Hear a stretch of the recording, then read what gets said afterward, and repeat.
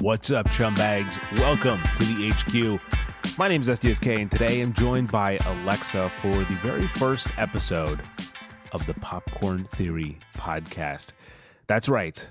Over the last few months, we've had weekly episodes of the Respawn Station podcast. I think we've gotten that down to a nice cadence. So now we can, as they say in the business, go back to our roots and talk about movies. Now, look, we have some movie-focused shows on the channel already, like Never Have I Ever. But the thing is, those episodes are actually, like, they take a lot of editing and kind of prep and note-taking. And sometimes we don't have time to do all that. And also, we watch a lot of movies. And we don't always want to kind of go through all of that prep to talk about every single thing that we want to talk about. And believe me, with the way that 2025 has gone, at least in the first half of the year, there's quite a few movies that we are just, chomping at the bits to talk about. So, with that in mind, here we are, the very first episode, and it's going to be very much so familiar to those of you who watch the Respawn Station podcast in terms of like how we do a show. It's casual. It's kind of just, two people who really love movies having a conversation about what's really kind of entertaining them recently. So with that said, I'm not going to say every episode will kind of follow this structure, because over the next few weeks, we'll have a lot of tinkering and experimenting on what show segments work and what don't. But of course, if you have feedback, let us know down in the comments. And of course, the best way to know when a new episode will go up is to hit the subscribe button and, of course, turn on notifications if you feel inclined to do so. No pressure. It's all up to you. Now, with that said, here's how the show will go. We're going to start off by talking about highlights of the week, or the weeks. Pretty much from one episode to the other, we'll kind of look at all the movies that we watched and pick one or two that we really feel like captured our interest the most, right? Then we'll kind of go into the main topic. In this case, today we're going to be talking about every single Mission Impossible movie. There's 8 movies total, with Final Reckoning still in theaters, and I binged all of them in preparation for the new one. Alexa kind of, was there for the ride. She experienced some, but she got the gist, I think. And so we're going to go through all that. And since the movie's been out for a little while now, we're actually going to say full spoilers. So, if you haven't yet watched that movie, spoiler alert, we liked it, so go watch it.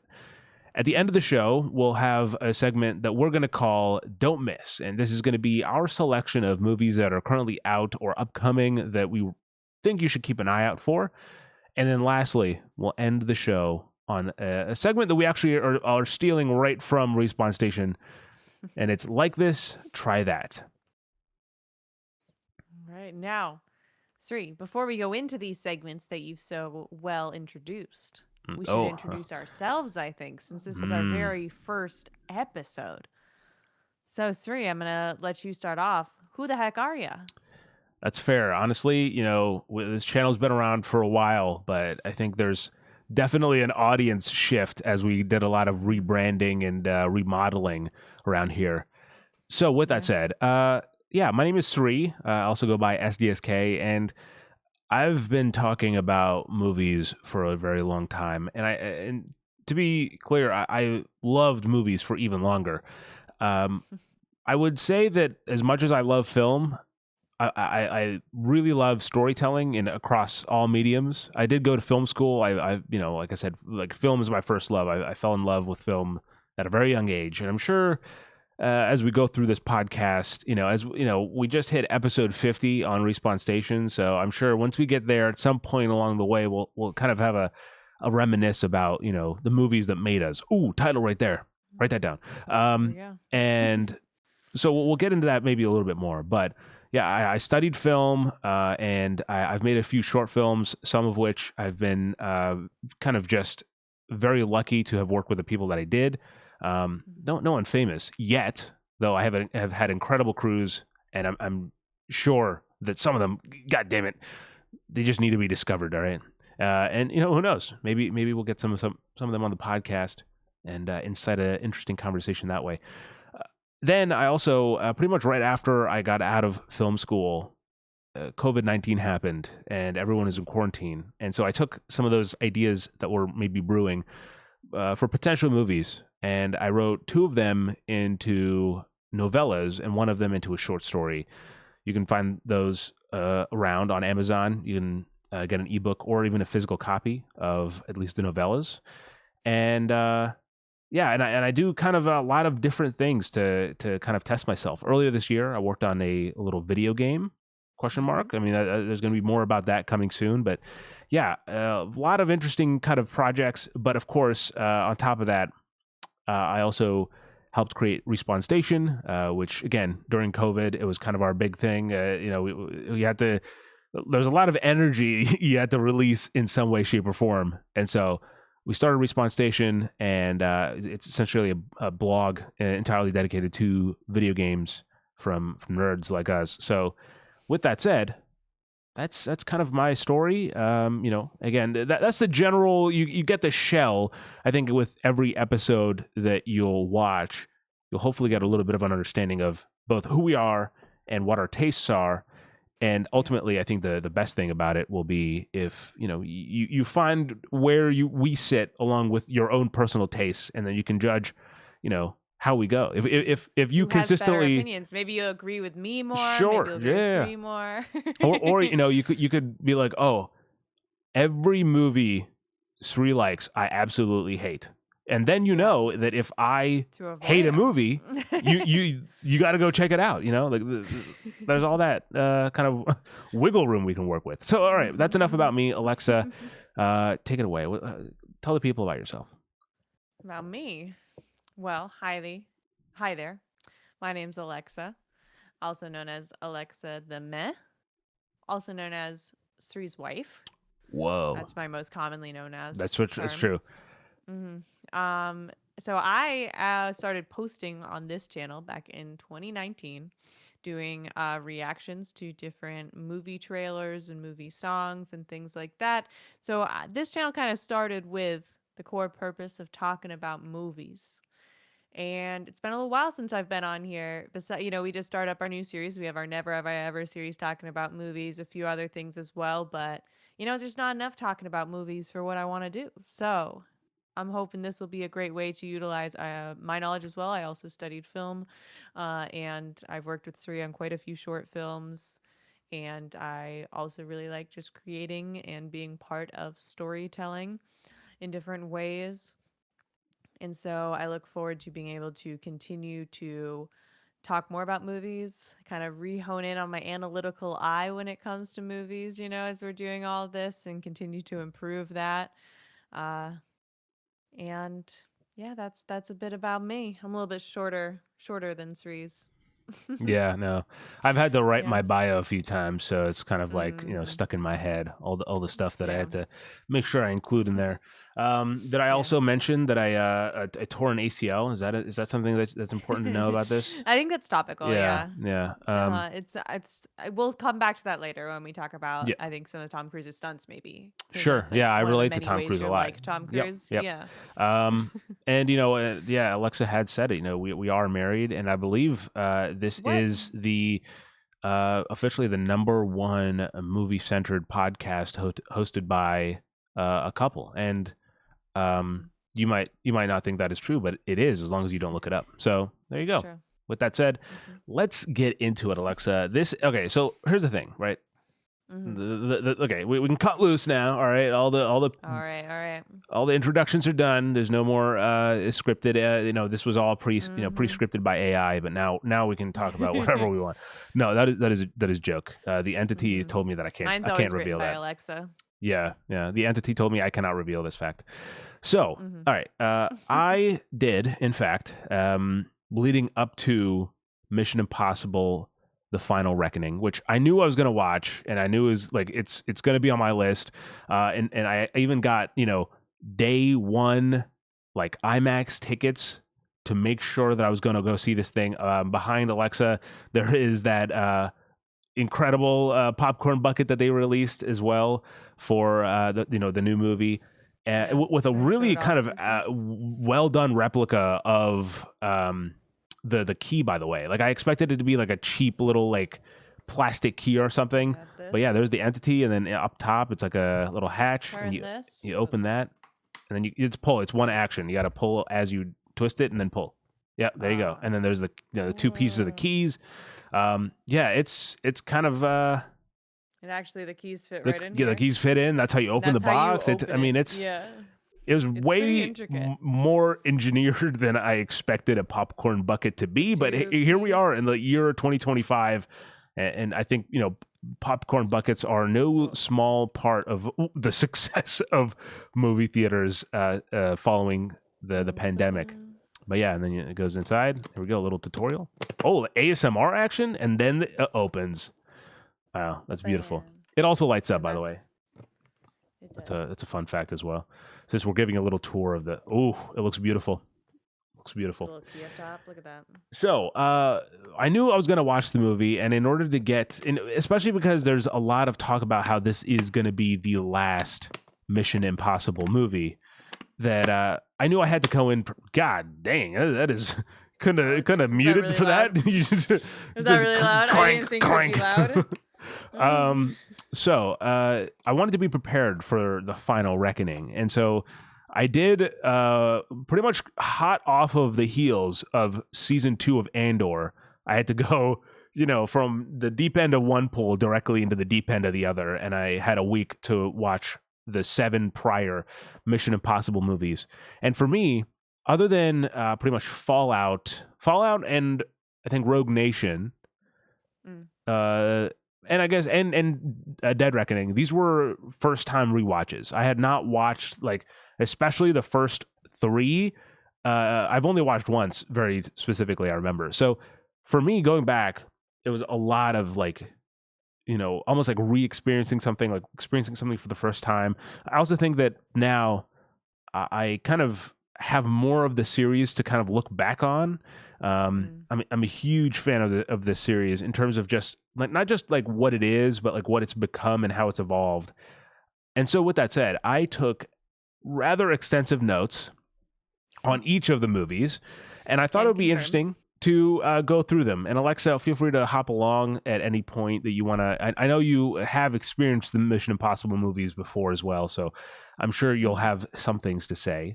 But let's start with the first movie.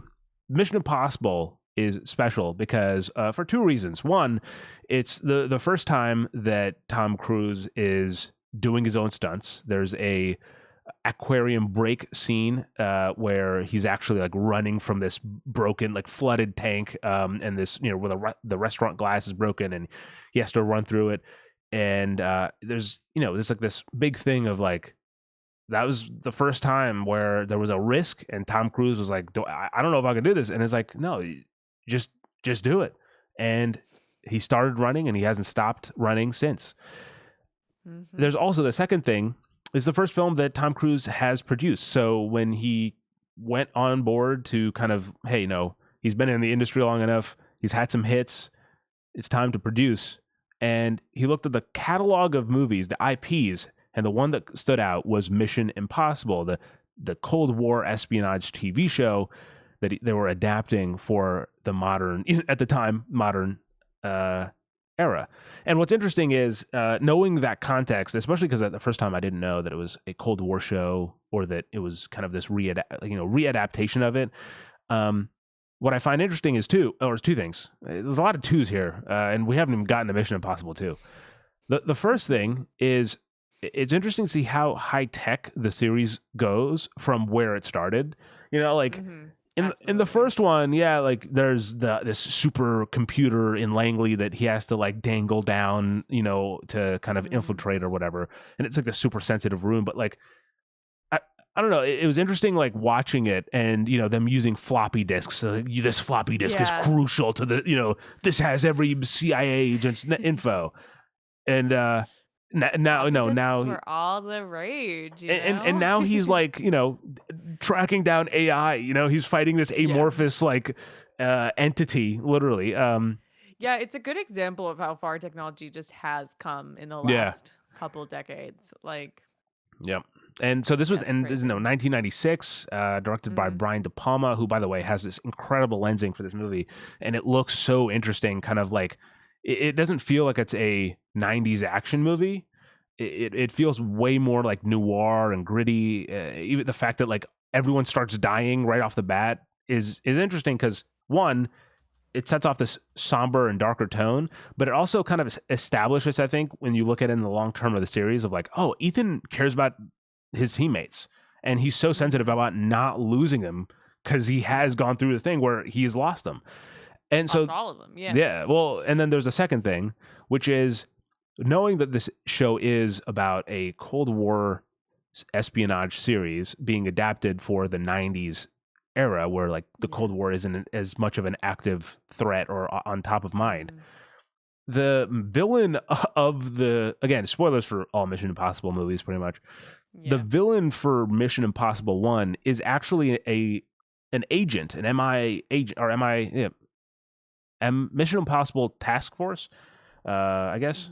Impossible Mission Force. I think IMF. Jeez, can't believe you got there. Wow. It's an old IMF agent who was active during the Cold War, and he's just like this world. It's not like he's feeling out of date almost with the way that the current espionage world is working. So I thought that was interesting in the way that they set that up, and the fact that the character, right, the name of the character. Yep. Am I remembering correct? Is the same as the main character from the TV show that was set during the Cold War. So it also is this sort of, I think, a really cool way to hand off from the original series, which we have not watched. To be clear, we've only read about. But it's a handoff, almost from that previous main character of the IMF to Ethan Hunt, who is the new main character of this series. Yeah. And then also a few kind of random things I'll shout out here from my notes. I think that there's a tech nerd in the mission, early part of the first Mission Impossible movie, and he obviously dies. Simon Pegg, I don't want it. No. But he does have a similar kind of like he is that funny guy too. One of the lines that he has that's I think is great is "Hasta lasagna, don't get any on ya," and it's the iconic gum that is used twice in the movie, which is crazy. Yeah. Also, I feel like that's very like James Bond to me. Like, the gum. Sure. It does feel like Q is like introducing like it's. Yeah, I see what you mean. There's, definitely, action movies like this with a secret agent. There's going to be crossovers. But I feel like that specifically, like that's like having like chewing gum, is very like Bond-esque of like these sort of slightly ridiculous looking, gadgets and such. Yeah. And then there's also the first movie sets up this idea that there's a few things. One, it has the credits, the credit sequence, the light the fuse sequence that's kind of very iconic now. It also has a reliance on gadgets. It's very like, that's important. Like the gadgets are crucial for the IMF. And that's something that the series kind of will, again, play with as we keep going. And then also it sets up this idea that there's like two big action sequences pretty much per movie that like, okay, we have to have at least two things that people have to come to the theater to watch. I think that in the first one, just because if I'm putting it out, I might as well give you examples. I think the first one, it's the iconic Langley break-in, where he's dropping into the room. And again, I don't know if it's because I came off of this right after watching Andor, but that room is so very much like a Star Wars room. It has very much so. Like I can absolutely see a lot of the Yeah, design Darth and Vader lighting walking is right in there. See, you send in Darth Vader to get the names, and he's out of there. The knock list. Easy. A few more people dead, but easy. Sure. Now, here's a last kind of interesting thing that I'll say is, for some reason, it is like on top of mind about how, I think maybe, Alexa, we've had discussions about like how people are addicted to their phones, and like people are just so kind of locked into them. And it's a problem. I was thinking recently, I was like, what did people do before phones? Like you go to the bathroom and people are like peeing, but they have their phones in their hand, and it's interesting. On our phones constantly now. Yeah, and it's interesting because in this movie, I feel like I really registered it, but the newspapers. They read newspapers. Like, in the movie, there's a guy it's someone who actually comes back in the 8th movie. It's the agent that they give a little stomach bug to, or I forget how they give something to upset his stomach. But yeah, he goes to the vending machine and types in whatever he wants, and then he starts to just wait while he's waiting. Or no, was it coffee? He's waiting for something, and he just has a newspaper tucked under his arm. He just takes it out and starts reading, and I'm like, wow, I think it's coffee, and that's just so what people better. did. Sure, or it's the same thing. You're getting all this probably negative headlines, like, oh yeah, another this terrible event has happened. Less brain rotty, I guess, than sure watching 10 shorts, reading one article. Yeah. Yeah. I guess maybe Garfield comics, you don't know the long-term impact of Garfield comics.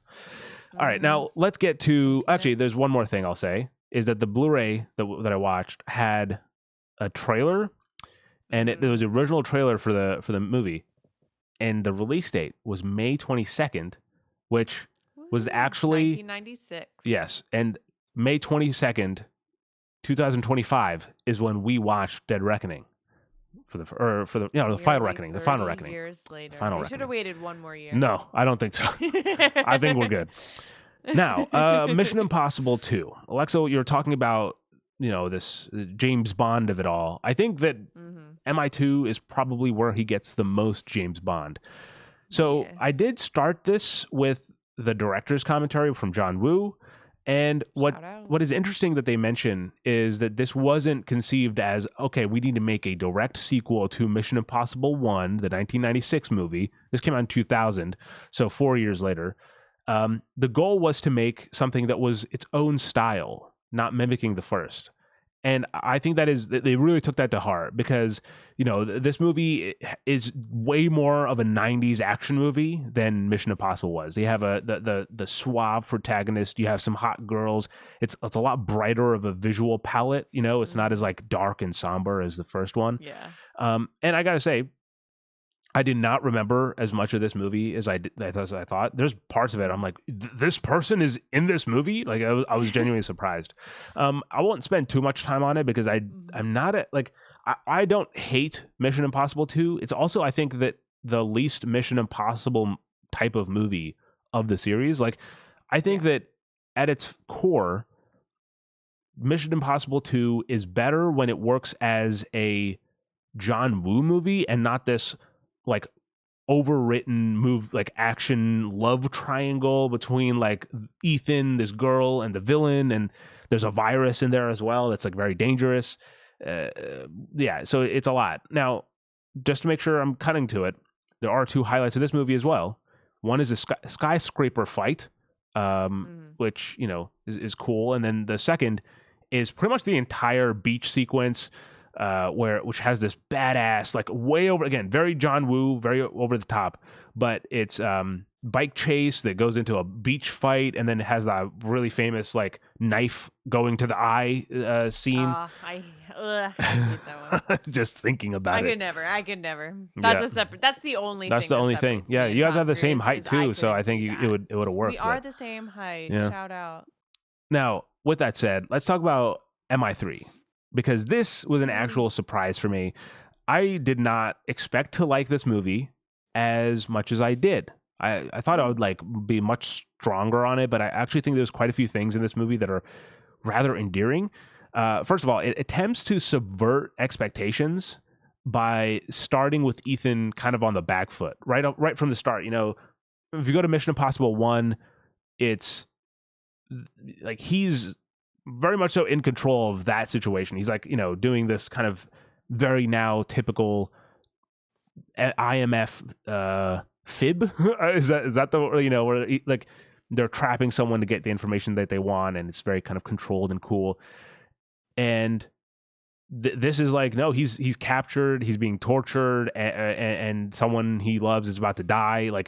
It's this cold open, and then you go back to I think a flashback of a few days ago, and then you see kind of how things got to where they were. Now, most importantly, you get to see a domesticated Ethan Hunt, which is really cool to see, because he's known as this just tough, give it his all, action hero, like, you know, whatever needs to be done to finish the mission. But it's kind of interesting, like, oh yeah, let me go grab the ice for the party, you know, like, and like entertaining guests and kind of doing small talk. And it kind of makes you wish for a happy ending that sort of will never arrive. And even before I watched The Final Reckoning, I knew, like, there's no way that, you know, this ends with Ethan Hunt going like, all right, now I'm married now. Yeah, like, this is in a it. Country, like in a cabin. Or, yeah, like, no. that's just not how that would happen. And it kind of sucks, but like seeing him really care about someone is very intriguing here and an interesting setup. And speaking of setup, the movie also has interesting setup for action, which is kind of cool in its own way, very J.J. Abrams a style. But I think that also means that while the setup for events is cool, some of the execution of it is hard to really appreciate, because again, it has shaky cam, it's got lens flares and like really quick cuts that, like, what lens flares? I know. Abrams? Yep. Who would have thought? I will shout out kind of the two actors that really I appreciated a lot in this movie, which is... Please read them as you have them written. It's Lawrence Fishburne. I'm not gonna say how I misspelled that name. He has a very brief role and is very kind of like typical. I don't but remember him being in it. I'm gonna be honest with you. Oh man, 3 was one I didn't rewatch with you. Yeah, much that's true. Of it all, I watched like one scene, I think. Yeah, and I do not recall him, so I'm gonna have to look up that scene specifically. Yeah, the other actor is Philip Seymour Hoffman. I think there's no end to how like much praise he gets for his performance here. Some people probably think he's the best villain in the series. I think he's really good in this movie as like this is really kind of antagonistic force for Ethan. But what I think is also really interesting is like you can see how good of an actor he is when he like someone is, you know, pretending to be him, and then so the actor Philip Seymour Hoffman has to act like someone acting like the character, and I think he does a pretty good job of that too. We also get introduced to... I always find that so fun to watch. Yeah, no, look, and I think one of the most satisfying things about this series is the mask pull-offs. Like, it's so... It's like it's iconic, and it's iconic for a reason. And, you know, they definitely go back to it a lot over the years because of that. We also get introduced to Benjamin Dunn, or played by Simon Pegg. And he's very brief, a little bit more chubbier than we kind of have now seen him or gotten used to him. But I didn't even process that it's Dunn is the one that Ethan's on the phone with when he's doing that really famous Mission Impossible 3, like running across the market sequence, where he's just, you know, running full speed. So that was cool. He's doing those full long running sequences. I feel like it's almost always Benji, if not always done. Walking through it. Yeah, for sure. But I didn't realize again it was like set up like that. Yeah. Again, and the movies do a really interesting job of playing back on that, you know, several times. Also, here's a fun fact I wrote down: Ethan's middle name is Matthew, so it's Ethan Matthew Hunt is his full name, according to the movies. Boring name, I gotta say. Like no hate to any Ethans or Matthews. EMH. Yeah.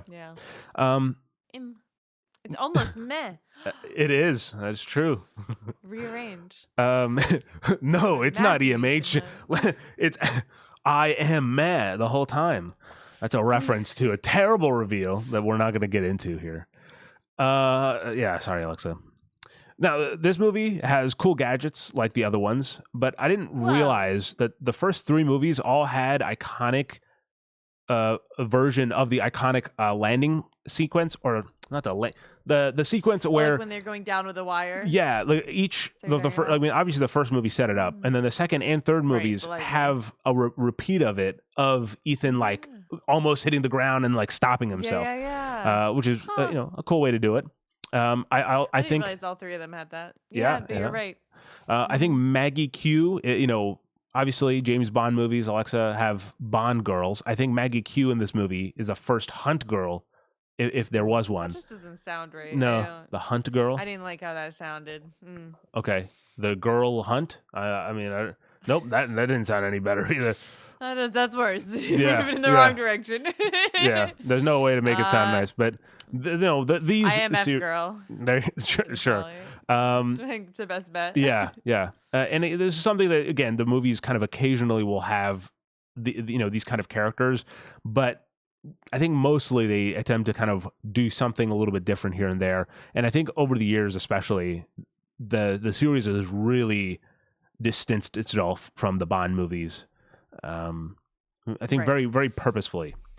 Now, I actually did like the fact that there's a sequence in this movie where Ethan has to go and steal this mysterious thing called the rabbit's foot. We don't know what it is. Ethan doesn't know what it is, and we won't know what it is for a while. But he goes in, and he's essentially, there's a heist. So you see him go into the building, but the entire actual heist of it, like when he's getting it, and then like that is all not in the movie. All you see is like he enters the building, it cuts to an outside conversation, and then the next thing you know, he's breaking the window and jumping out of the building to like get out of there.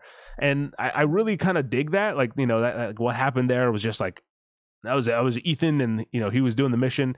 Again, another like really kind of almost needless danger that Tom Cruise puts himself in, where it's not a knife to the eye, but this time there's a moving vehicle that stops like a foot from his face as he kind of lands the parachute and stuff. But in this movie, I actually don't have it written down, but I think probably the fight in the I'm trying to think of the words, the bridge fight is definitely one of them. And probably the ending, I suppose, as well. Those are the two. I don't have the kind of specific action sequences for this movie written down, but I'd say that those are the big ones. It's also interesting because this movie has a really interesting kind of I need to stop saying these movies are interesting. Okay, I get that they're interesting. Alexa, do you find them interesting? I don't think they're interesting. No. Okay.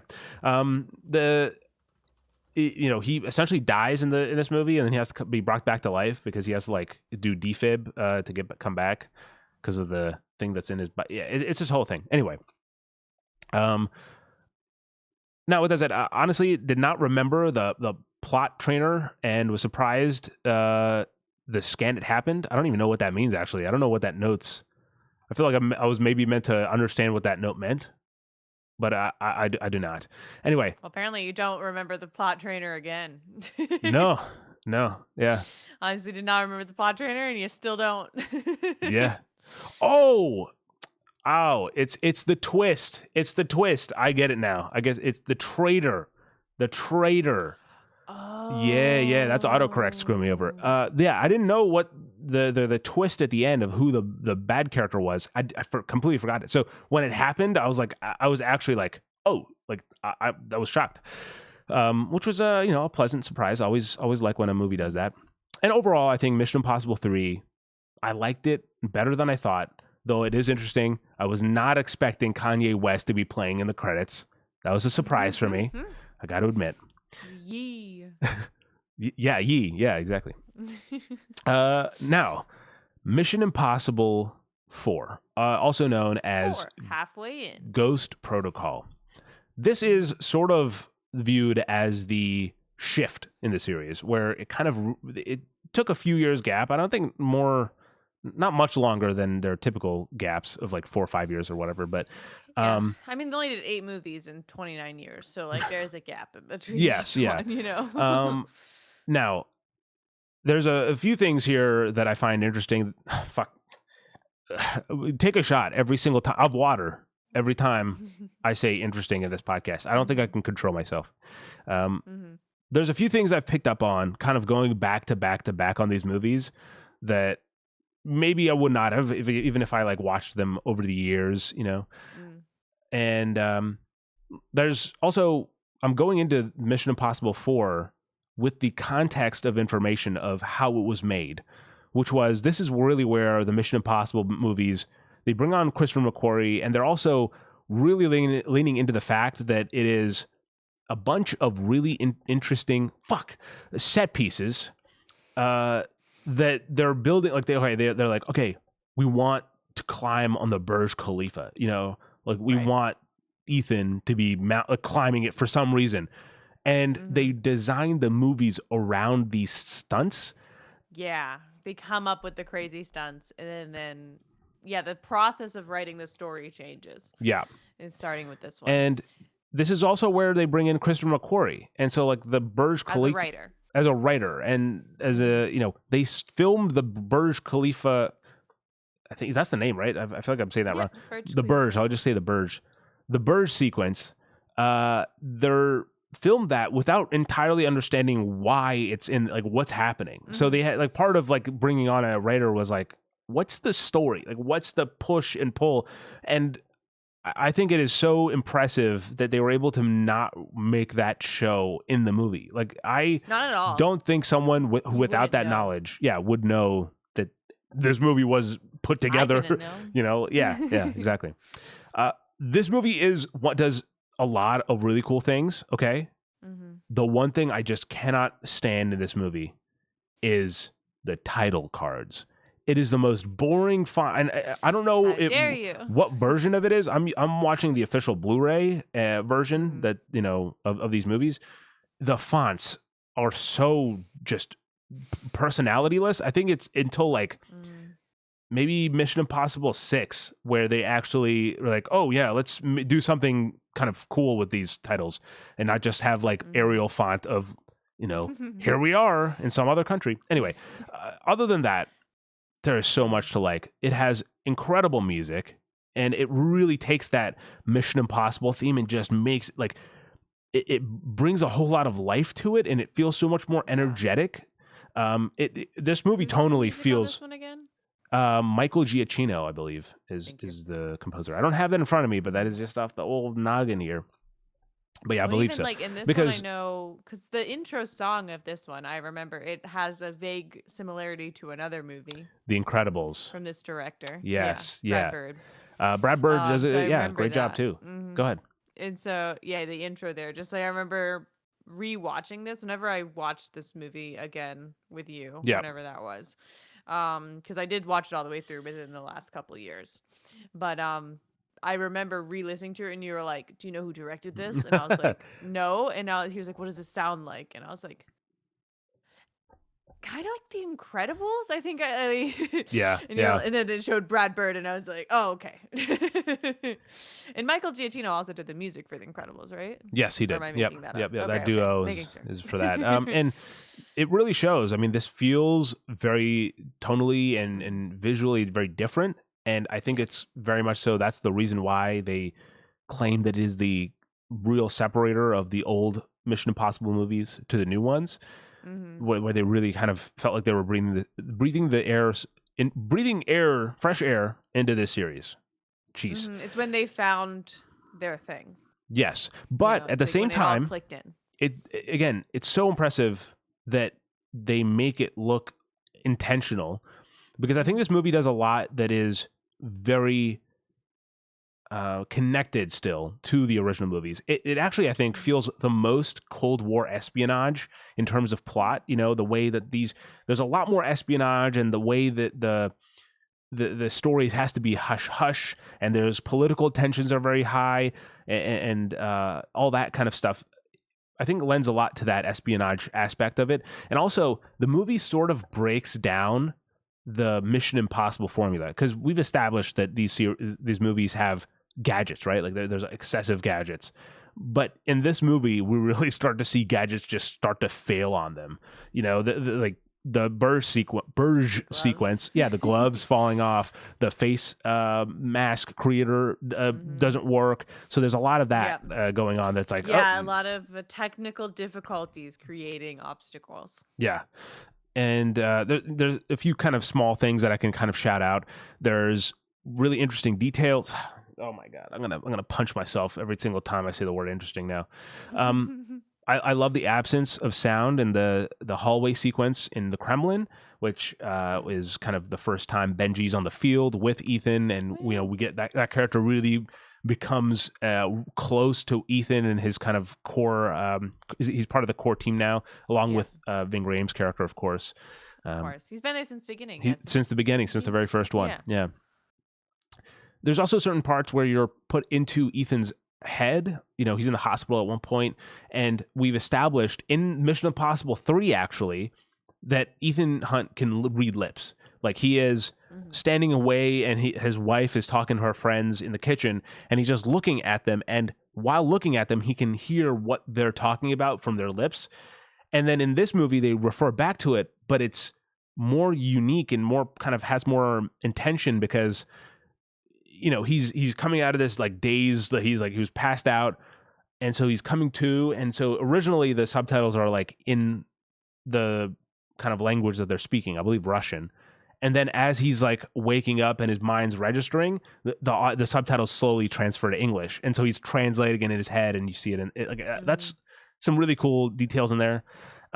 There's also a lot of wordless gags in this movie. A lot of humor that's thrown in that doesn't need kind of verbalized dialogue. And what's I find kind of the poignant thing that I came up with, along this way as I was watching these movies is the selfish part of me wishes that Tom Cruise was making Mission Impossible movies before the first one. I mean? Like, I wish they started earlier so that we could get more out of them. You know what I mean? Like, he's 62 now, and out of good conscience, I cannot keep asking this man to keep, doing the things that he's doing. Like, not that he's going to stop. Yeah. But to get more of him like in his prime doing some crazy stuff would have been awesome to see. Go ahead. Did you have something to? No, I was just gonna say, because also like even like it's talking about the stunts, they go up every movie. Sure. Sort of, yeah. Like the risk, they have to. Intensity goes up every single movie, and so if you started sooner, like you could have been younger doing a lot of these stunts. You know what I mean? And then. But I don't know how he would have gone bigger. Every time, though, I watch one of these movies, I'm like, how is he going to go bigger in the next one? Like, starting with probably around this one, with, like, climbing up the Burj Khalifa and such. Yeah. Because all the other ones have been more, quote-unquote, reasonable action movie stunts, Yeah. He gets thrown around. He's running around places. Yeah, sure. But I think maybe starting with this one, and then moving forward is that, like, they get into that, like, insane what is happening, why is a human doing this level of stuff. And it's interesting if he had started sooner, but I know what point you're about to make, so I'll let you finish it. Well, so agree with it. The point is that in hindsight I do appreciate that he's honed his craft in a way without doing action movies. He does a lot of dramas and stuff before then, and even after, in between too, that allow him to kind of flex those creative acting muscles and that dramatic muscles, so that when he's showing up to an action movie, he's elevating those sequences of the protagonist to a much more impactful delivery. Like there are so many action movies that come out every single year, right? And obviously the stunt work is a huge reason why Mission Impossible stands out. But also, you're not getting, out of most action movies, you're not getting the amount of personality that Tom Cruise is bringing to the leading man role. You know what I mean? No, I agree. I think a lot of people view Tom Cruise as like an action actor because of Mission Impossible being so successful, Top Gun being so successful. Like, is spectacular in these action movies, and how he does his own stunts and all of that. It really lends him he's an action hero. Like, a lot of people feel that way, which, they're not wrong. He is. But he also, as you're saying, is a dramatic actor. Like, he has played some intense and spectacularly dramatic roles that have a wide range of personalities and characteristics, and he has played them all extremely well. And it does show, like, people try and will often, I think, brush off his acting in these action movies because they're just focusing on the action and the cool sequences and things like that. But there's so many little moments that if you watch and just pay attention to his performance, that he is just giving like these small signs, like where he's looking, his small detail in his facial expression and stuff, to like really show you the character. Like, he is always in character, and everything he's doing is so purposeful. Yeah. And like, the more you watch it, the more you can appreciate it. But it's easy to also overlook when there's all this cool stuff happening. Yeah, I think also So it part of just that, adds this extra layer, though, that makes it he, just a better movie. it's also, he's doing the crazy stuff. And I think Mission Impossible Fallout is really where I noticed that. But Yeah, even, we'll talk going more. back, there's a lot of sequences in the series. He's doing crazy stuff, but he's also acting, when we'll go back to Mission Impossible 3, for example, right? That sequence where he's hauling ass down this market. He's not just doing it like, okay, I just need a sprint. He is on the phone. He's delivering lines. He's acting in character. He's yelling in Mandarin, or what I think is what it is. Like, there's a lot. He's involved in the scene, and it's all entirely in character. And throughout the movies, every time you see him in this crazy, ridiculous sequences, he's still Ethan Hunt, and it's giving that. And I thought it was interesting, actually. Shit, I said it again. It was an interview. I've watched a lot of interviews since I've watched The Final Reckoning from the team, from Christopher McQuarrie or Tom Cruise or, other cast members. And I saw something with Simon Pegg, and I don't know what the exact quote is, but he said something to the effect of the impact of when an actor like this is doing the stunts is that when the actor is doing it, it stays in character. When a stunt person is kind of tapped in to do it, it almost like distracts you from what's going on, because it's like, oh, here's the stunt, like let's pivot, and now we're looking at the stunt, and again, stunts need to be appreciated. Stunt men and women do incredible work, and I'm glad that a year after Tom Cruise can not get the nominations for Final Reckoning, I'm glad we're still getting an Oscar category for stunts. Yes, finally. But you lose that the character when you switch out the stunt person. And so with Tom Cruise doing it, I think that it really adds that, like, the character is still there, not just the fact that it obviously looks cool to see it, ridiculous stuff on the big screen. Absolutely. That being said, to wrap up my thoughts on Mission Impossible 4, I love this movie. It's so good. Spoiler alert, from this point on, the series does not disappoint in any way or shape or form for me. And part of that is, I think the way that this movie ends is really awesome. I've mentioned again already how it builds on the formula of Mission Impossible. There's even actually a sequence that I remembered writing down in Mission Impossible 3. His wife is being kidnapped from the hospital, but he shows up at the hospital, right? Like, as he's entering, the person that's kidnapping her is leaving with a stretcher. So like but he doesn't know it, because he's just like, he's trying to find his wife who's inside. She's not expecting her to be carried out like that. Yeah, under a stretcher. Under a blanket. Yeah. And so, but like, as an audience, you're like, oh, that's her. Like, and in this movie, they do a similar thing. Like, one of the bad guys, he walks past Ethan as Ethan's escaping, and he's the one that blows the whole mission and almost tries to kill him and sets up the bomb that explodes the Kremlin in the movie. That being said, I also like the way that the wife's character is implemented, because it's easy for like, oh, everything's different. Screw it. He, we don't need to talk about that. But the movie actually returns to it multiple times, addressing the fact that there's, at first they're like, oh, Ethan has, what happened to his wife? And it's like, oh, she died. Like, she was killed.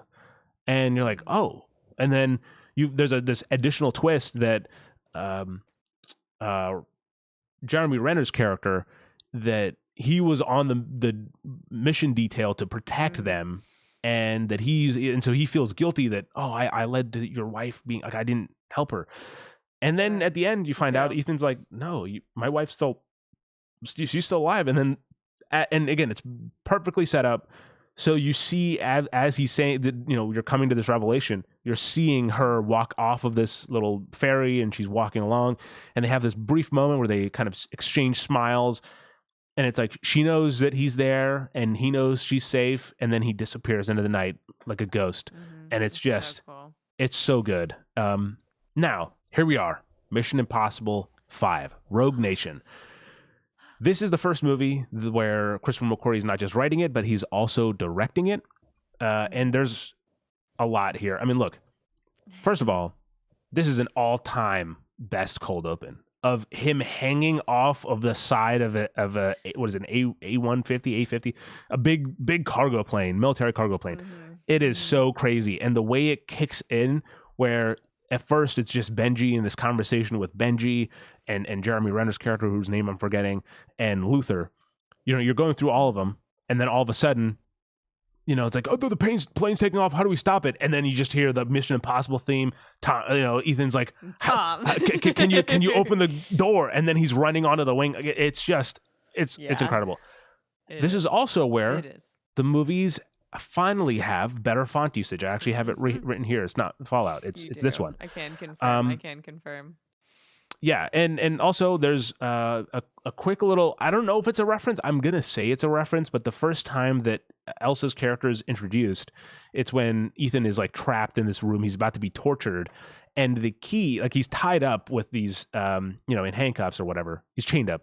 And the key that unlocks it is attached to a little rabbit's foot. So I'm going to guess that it's a reference to the rabbit's foot, or if it was just like a cool coincidence. But I feel like it's definitely that. Lucky rabbit's foot, Yeah. It's also just a thing. Like, I had a rabbit's foot keychain once. Well, shit. Also, I'll say that I forgot, the two stunt pieces of the last movie is the Burj sequence. And then also, I think the final kind of in Mumbai, there's a whole action sequence there through like this car park, which is pretty cool too. Yeah.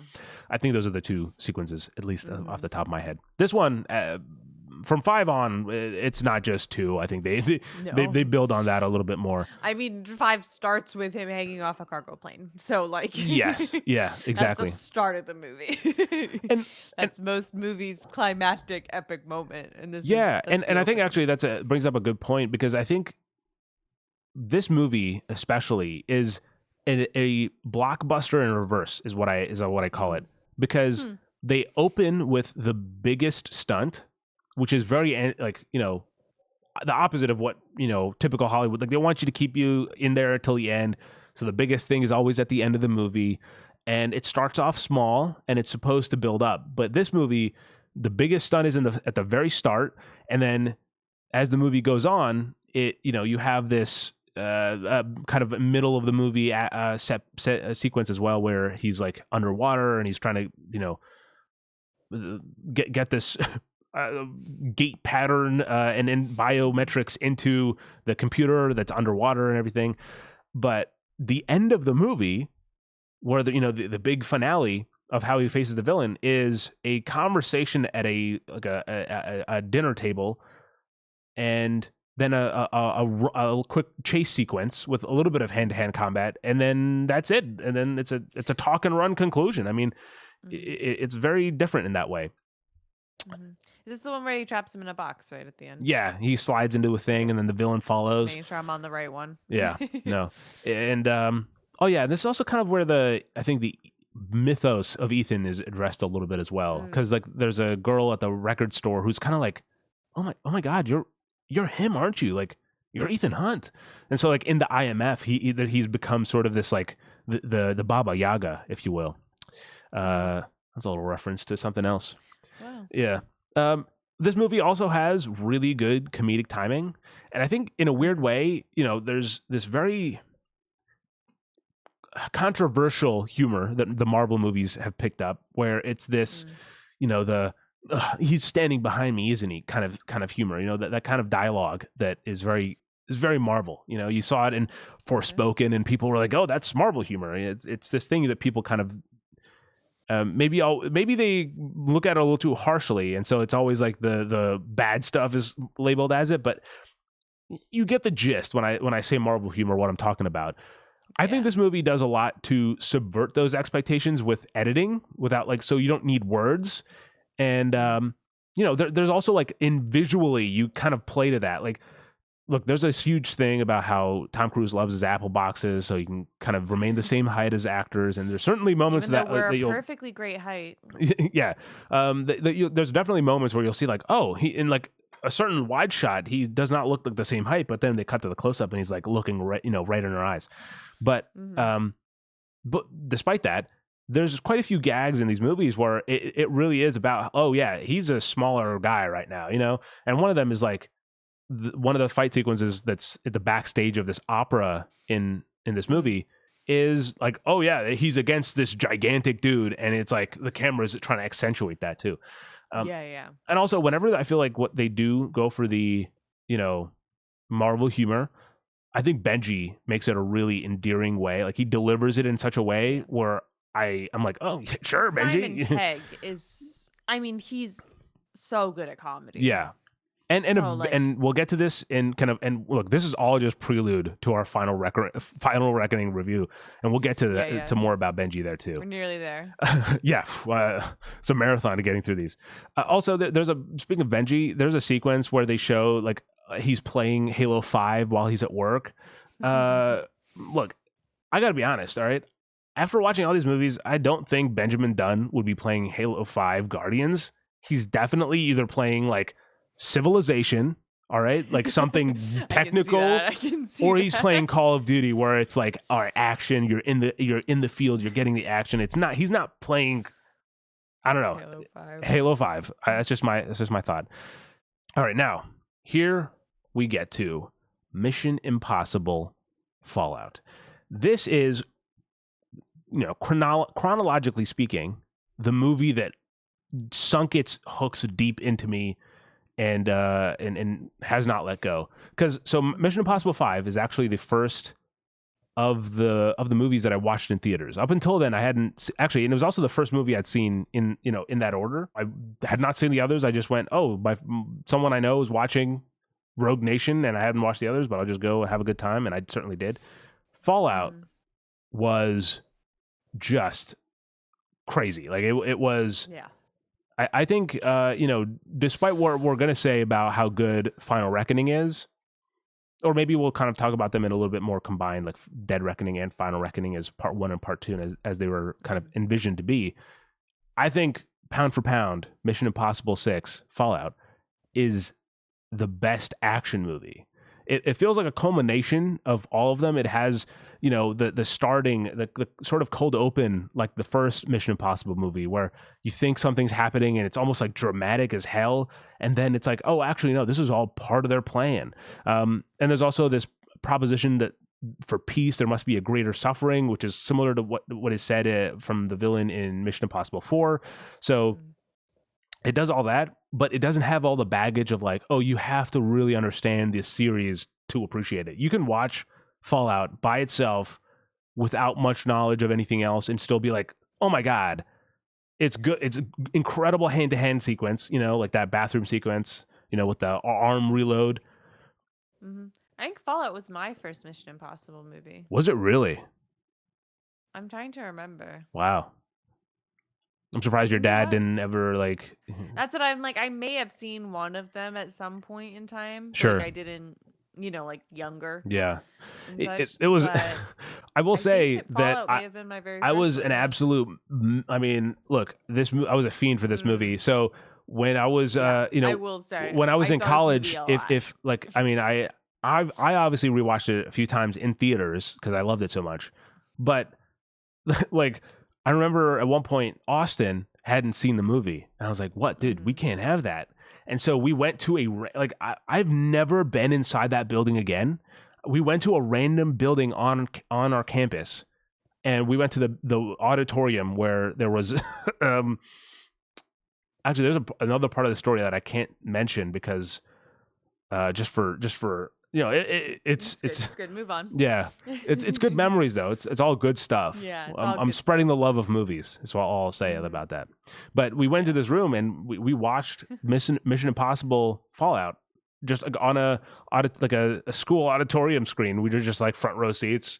And it's just like a classroom. It wasn't even like an auditorium. It was like a very big classroom. Like it wasn't. Yeah, it's one of the giant classrooms, but it wasn't an auditorium. It was just a large classroom. Yeah. Auditorium is seating at least. The seating was like spread out like an auditorium, not necessarily that it was big as an auditorium. It's a large lecture classroom in a college. Mm-hmm. A lecture hall. Yeah, sure. Yeah. So going back to Fallout though, this movie has an incredible tone. just the way it looks, and the cinematography and scoring, specifically because this movie has Lauren Balfe behind it, and he is kicking ass in this movie. Just an absolutely impactful, both emotionally and also just like kinetically. It feels very energetic. I think it is as significant as what Michael Giacchino did in Mission Impossible Ghost Protocol is what Lauren Balfe does by shifting the tone of the Mission Impossible theme in Fallout. I also appreciate that some of the tech that they use in this movie is very like analog and down to earth. It's not all like super advanced. It's not like IMF updates in some ways, but they're not like the cutting edge sometimes. So like while they do have gloves that stick to the side of buildings, they're like the way that Ethan gets his message is like a little fingerprint thing, and then it's like a book. I think it's Homer's Odyssey. And it's like a fingerprint thing that pricks your finger, and it's like, oh, he is Ethan Hunt. Also, didn't notice it at the time, but when you go back and watch that introduction again, it's actually, there's a photo that shows like the bad guys that Ethan has to find in these in this movie. And in that photo, all the dudes have their faces, like their eyes covered, so it's like redacted. You don't know their identity or whatever. And Henry Cavill is one of them. But at the time, if you don't know the fact that he is the bad guy, you wouldn't look out for it. Yeah, this is new information for me. It's a fun thing to pick up on. Oh wow! They also stuck with JJ's lens flares in this one. There's a lot of lens flaring, but like, the action isn't very choppy, so you can you get the same visual aesthetic, but it feels like you can still comprehend everything that's going on. There's also small details that this movie kind of shows but doesn't tell, because it trusts the audience to be like, okay. I love that. I'll let you that trust the audience. Yeah, and it's the easiest example of this is how Walker, who is Henry Cavill's character, has picks up this phone from the crime scene in the bathroom, and he flips it over, and I don't know if he flips it over. Someone flips it over, and Ethan the first picks it up and it says, it's broken, and hands it, but it's like the screen looks busted. He like taps it, and it's like, oh yeah, this is a busted phone, and then later when Walker gives it to Sloane as like, hey, you sure we can? Angela Bassett's character. Are you sure we can trust Ethan Hunt? Look at this, and they flip the phone over. It's a very dramatic reveal, and the screen is perfect. It's a new phone, and he says this is the phone we got off the guy. Yeah, exactly. And so it really sells that thing of like, oh yeah, the audience has to take notice, and then it's a very simple thing to notice, but when you do, you're like, oh wait, I see what's happening here. They show it. They make sure to give you a moment of seeing that it's broken, and then they make sure to give you a moment of seeing that it's not broken. But they don't. Yeah, it's never stated.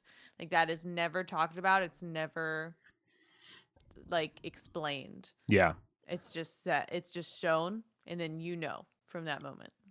Yeah, that there's something else going on. There's also, I think, this movie above, I think, all the other ones really establishes the trust that Ethan has in his team and the trust that they have in him. I mean, it really plays into that. And, obviously with Benji and Luther, but also how much Ilsa plays into it, even though she's an external force, Yeah. Go ahead. You were saying something? Is this the one where he's running and Benji's like, run straight forward, and it's like straight is literally like through a window side of the building? Yeah. Right? That's this one. Yeah. Yeah. I love that sequence. Yeah, a great, like, just he's running after Walker after pretty much almost cornering him, and also this is like a really random thing, but like one of the quotes from this movie that really sticks with me, and I think about it randomly, but it's Alec Baldwin's character.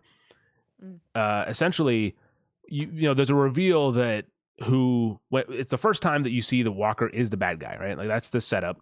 It's a sequence where he's saving the bad guy from the last movie that they have to break out of police custody, and he's rescuing him, which is like, oh wait, Walker is the bad guy. He's the one that wrote the manifesto, and it turns out that is actually not the bad guy. It was Benji wearing a mask. And then right as you think Benji's in danger, the gun comes out from Alec Baldwin. He's like, oh. And so like, you know, Walker puts up his hands with the gun, and then he immediately like grabs the gun and aims it back at him and starts firing, but the gun is out of bullets. Alec Baldwin pulls out a second gun and goes, "Oh, and you were doing so well up until then." And that line kills me every single time. I don't know why. Something about it is great. Nah, you always do get hype every single time whenever that scene comes on. You were doing so well up until then. Yeah. He delivers it well, though. It's like the perfect hint of sarcasm for that sequence. I agree. In general, though, I also think this movie is kind of that establishes the idea that the danger in these movies is real, right? Like it is for like, you know, he is actually driving through the streets of Paris, you know, on a bike. He's doing all the actual stuff, but the hits that he takes are CGI. Like that's where the CG comes in, because, you know, even in Rogue Nation, we talk about how he's hanging off the side of the plane, but when he gets into the plane, he's like tossed around that thing like a ragdoll almost. And it's very much so like, okay, there's a CGI double and we kind of come in when the action kind of ends. It's similar here, where there's this whole sequence through Paris of him on a bike, you know, riding a motorcycle. And then the end of that sequence is him like getting hit by a car, or hitting a car, I should say, and flying off. And then that's done in CG to, at least not like, it's not entirely CGI. I think there is actually like he's like on a wire being pulled, but it's not as brutal or like rocking, obviously, as no, it looks. It's not as not as you would be injured after this happened. Yeah. Like there's no way to not be injured from this. Overall, though, Fallout is, I think, just an incredible action movie. The sequences here, I mean, it's really the skydiving sequence or the halo jump sequence is the big one. Oh, beautiful. Especially because of the way that it's shot is also like goes a long way in terms of, you know, there's a guy also skydiving or halo jumping with a camera on his head, and you know that's all happening. And how he actually does the whole stuff with the other guy too. You know, it's not Henry Cavill, but right. But he is like there is someone else that he's working with. He goes and like he does the whole like trading off the oxygen and all of that, like doing that while falling down. Like they're actually falling in the sky, and he is maneuvering, like he's flying through the sky, like controlling where he goes and stuff as he's doing this insane stuff that like, you know, changing all this stuff that people don't even know how to do, like standing still, let alone fly, like plummeting to the earth faster and faster every second. Yeah. Oops, I hit my mic there at the end. I'm very passionate about it. But And also this movie has kind of this again, another line from it, specifically from Walker at the end, where he says something to the effect of like, "Why won't you fucking die?" And it's so endearing to hear a villain vocalize it, because it really must be just the worst being against Ethan Hunt. I mean, like, please, dude, how are you not dead? Please, like, just die.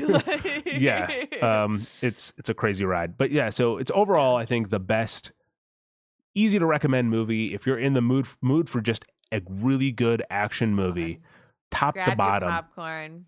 It's great. And even if you have the context for the other movies, it does add like, oh, wait, Julia's there. So like, you know, it's his wife. And like, then it starts to make sense of like, oh, wait, there's more here. But even then, like, there's without it. So as someone who watched this movie first, with like no context, because even if I'd seen one, I didn't remember it when I was watching this one.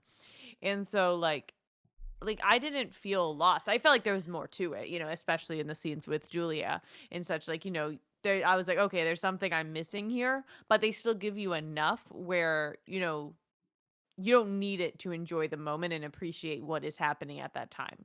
Like once you know it, it makes it better. You know, it adds to it. Like once I went and rewatched all of them, or watched all of them rather. You know, it adds to it and makes it even better. But on that first watch, I still remember feeling the impact. You know, they have this reveal and you're like, okay, she's important. Who is she? You know, and then, oh, that's his wife. Like, you know, they give you the amount of info you need. Well, yeah, I think in a few scenes before that I think Luther tells Ilsa about. Yeah, Luther explains it. Like, you know, he gives just very well done exposition there. You know, I don't know if you can call it exposition when it's this late in the movie, but you know what I mean. Sure. Just like really well done, and it makes sense that he's explaining it to it's Ilsa, right? He explains it to Ilsa. and is telling her about it, Rebecca Ferguson's character, and it just makes sense, like, because she doesn't know either. She's in my boots, she doesn't know. Yeah. And so it makes sense that he would be explaining, okay, this is what's happening. So then, because you need the full picture if you're going to be there and, risking your life. Yeah. You deserve to have context. And I think it works well in how it's delivered to give you that info without feeling like over explaining and also making it so everything can have the impact it's supposed to have. And then the helicopter sequence, this is really where I mean, oh my God. The sequence itself is awesome from the way, he starts grabbing onto the little load of this helicopter and then climbing up and then going from one helicopter to from under it to like piloting it, and this whole chase sequence that happens. The screwball? The screwdriver? Yeah. But like through it all, again, they are really doing their best to make sure the cameras are in the action. So you see that it is, Tom Cruise doing it. And also it's so, must be nerve-wracking and to be working on these movies. And, even if you have the footage coming in of like what Tom is doing, right? Like I imagine that they're in another helicopter or on the ground somewhere safely, like watching the footage, right? Even if you're watching it, it's so hard to tell exactly, like at any moment in time, oh wait, is he panicking or is he acting that he's panicking? Because he's going down and he's like, oh God, like how do I control this? Like, it's pure panic in his eyes. But like, no, he's an absolute, like he's an expert that knows it well enough to make it look like it's, going wrong while being in control. Like that's the tough part. It's impressive to be able to act that convincingly while doing something that you like. The shot that's in it, it's probably like the 10th take or whatever. Like he's literally like he can do this easily. Yeah, and to be able to pull off that genuine panic feeling. And like because it makes you feel that intensity of it, and it's really impressive. It goes back to our comment before of, while we wish there was more Mission Impossible, it's good he had all and it almost feels like he's training. It really plays into the fact that despite the odds, I mean, despite knowing that he's gonna get it done, it's almost makes it feel like he's always the underdog. He's like, oh, he doesn't know how to. He's like, oh, he's doing his best, but like, oh, the odds are stacked against him. He can't possibly make it, but he doesn't know how to do it's not like, mission difficult. It's mission impossible. So that's what they say. And also, speaking of kind of like feeling anxiety, there's a moment, like there's interviews from the Mission Impossible 2 Blu-ray where it really feels like John Woo was like, man, he's having like PTSD. Yeah, like Tom Cruise really doing all this. Like, oh, he's biking too. He's putting the knife to his eye. Oh, okay. Face.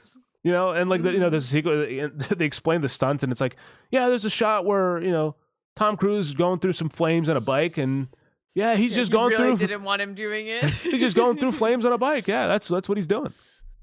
Yeah, no, you could tell John Woo is. Yeah, he was really not a fan of Tom doing his own stunts in it. He appreciated it. Obviously it turned out great, but you could tell. I think he had some sleepless nights during the filming of that, I think. Yeah, for like, sure. What if I kill Tom Cruise? Like or like when he's doing like the rock climbing at the start, like, God, that's just Tom dangling on a little wire there.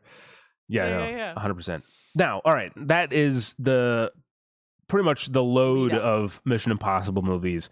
Now, ladies and gentlemen, we not only come to the main topic, but this is the highlight of the week as well, because this is one of the biggest movies we've seen since, the last few weeks, I'll say. We watched this movie twice, and I know I'm saying this movie, but because they were originally envisioned as part 1 and part 2, we're going to talk about Dead Reckoning and Final Reckoning as the Reckoning duology, if you will.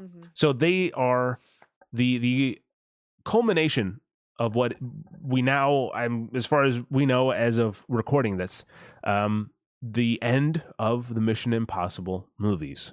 This is how it all goes down. There's a few things I'll kind of say. Look, how do we establish this, Alexa? It's just been so interesting leading up to now. Yeah. I think so. It's been very interesting. These are, this sets up a new antagonist for the series, the Entity, which is essentially an AI villain. Essentially the Dead Reckoning was announced as Dead Reckoning Part 1 and Part 2. And obviously, because of how Dead Reckoning, because Dead Reckoning didn't perform quite as well, these movies were like most of Final Reckoning and pretty much, I think, all of Dead Reckoning were filmed during the pandemic, and so they were done through quarantine. And there's a lot that happened that essentially ballooned this movie's production costs to like such a high amount that it would be hard for them to make a profit off of it. I think so. I think Dead Reckoning was really impacted by that. But while I didn't love Dead Reckoning as much as Fallout the first time I watched it, I do appreciate it a lot more. I watched it actually. I finished Dead Reckoning, I want to say like 31 minutes before sitting down in the IMAX theater for Final Reckoning. It was like right up there. And so, yeah, Alexa, do you have any kind of big things that you want to mention regarding Dead Reckoning, or you want to go right into Final Reckoning before? Yeah, I mean, I do have one thing I want to talk about because it was just like off of something we said earlier of like, he's always Ethan Hunt whenever he's acting. This movie has the one time he's Tom Cruise, like not Ethan Hunt, right? Yep. Scene. Yep. And I just learning that a bit. And like you can kind of tell it felt a little different than what he is for most of the movies, like because he's Ethan Hunt all the time. As we said, he's really good at staying in character. But there's one sequence where actually he is Tom Cruise, and it does feel different. Yeah. In my opinion. And I thought that the first time I watched it, that it felt like a little out of character, but it was a good moment, so you move along. And then learning that, that was not Ethan Hunt. That was Tom Cruise. And it is when he is in the tiny little car with Haley Atwell's character, Grace. And he like has this sort of false start and like almost... Does he run into something? I'm trying. Yeah, I think he runs hit the wall, right? I think. Yeah, so he actually runs into the wall because it starts faster than he was expecting. And so they have a mini crash. Yeah. And he's like, he's like, has this moment of like kind of freak out of like, are you okay? Like, this doesn't usually happen to me. And yeah, this doesn't usually happen to me. And it's this like very genuine moment because it is. Yeah. Like it is literally Tom Cruise. Like, it's funny because like I think this doesn't happen. I don't do stuff like this. Are you okay? Like I always appreciated that moment, but then again, I'm constantly referring to Simon Pegg interviews. He's dropping a lot of knowledge in this press tour, I guess. But he mentions that Simon's he really likes the fact that they that sequence, right, is one of the more entertaining exchanges in the series, but it's not with Dungy. So it's one of the few that's entertaining with like Dungy. That without Dungy. Whoa, that's a good one. That's a good nickname. That's a good nickname for him. I should have marketed that. Done. Yeah. Dungy. That's a good one. That's a good one. That was, yeah. But yeah, and he essentially, Simon Pegg says like, they essentially play that bit like an erectile dysfunction joke where it's like, his decision usually happen to me. And she's like, no, it's okay. It's fine. It's okay. Trying to calm down. I think she stayed in character for it. Yeah. In it, which is I think one of the reasons they were able to keep it in the movie and it still worked so well. Yeah. Was because she did stay in character. Mostly, she's like not fully, I would say, but like she stayed in it mostly. And so it allows it to still work. And it really sets up, I think, their characters' relationship. Because this is early on in them knowing each other when this happens as characters. And so I think that sequence as well does a lot to build their relationship. Another thing I'll say... like whenever... Yeah, no, all throughout that. No, I agree. And another thing I'll say kind of on this note is that, again, with what I've heard, especially about Fallout, and I'm guessing it kind of also still applies to the Reckoning duology, is... it's when the cast members talk about the movie, they're like, yeah, we're shooting this movie and it's like laying down tracks in front of the train as it's moving because like Christopher McQuarrie will wake up and be like, all right, I'm writing the notes for kind of what we want to film today. It's like, and it's shifting constantly to adjust. And you wouldn't assume that they are that, not impromptu, but like reactional. as they actually are in real life, and it feels a lot more kind of meaningful and put together. Speaking of, there's Grace's storyline. The two kind of notes I have here regarding really Mission Impossible 7, which again, it's because it was like 30 minutes difference between watching Dead Reckoning and finishing Dead Reckoning and sitting down for Final Reckoning in theaters. I didn't have a lot of notes for Dead Reckoning. I was just kind of chugging along. And you're trying to get through it. Yeah, I know. And I feel like it was rather fitting that for a Mission Impossible binge, it literally went down to the like I had to finish the movie and then get in the car, like it was I was like, we gotta go straight. But so Grace's storyline, it very much so mimics Ethan's own career at the IMF. What they kind of hint at showing in this movie, in Dead Reckoning, regarding like there's some crime that he was accused of, and he was put into a place and he was also an orphan because of what he had to do. He was either given the choice of, hey, you got to go to jail, or you can join the IMF and put your skills to good use. And even like the stuff with like the paperclip is also very similar to what Ethan does in Ghost Protocol when he's in the hospital.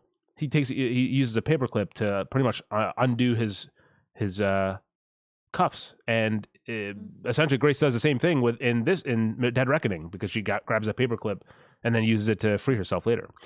There's also a great moment that after watching Final Reckoning means a little bit more, and I picked it up because we watched Final Reckoning twice in theaters, and the first time was in IMAX, the second time was in Dolby Vision, and there's a scene at the start of the movie, like pretty much right after the credits drop, which is Briggs says, or actually Briggs is asked, him, regarding Ethan Hunt, and he says, not personally.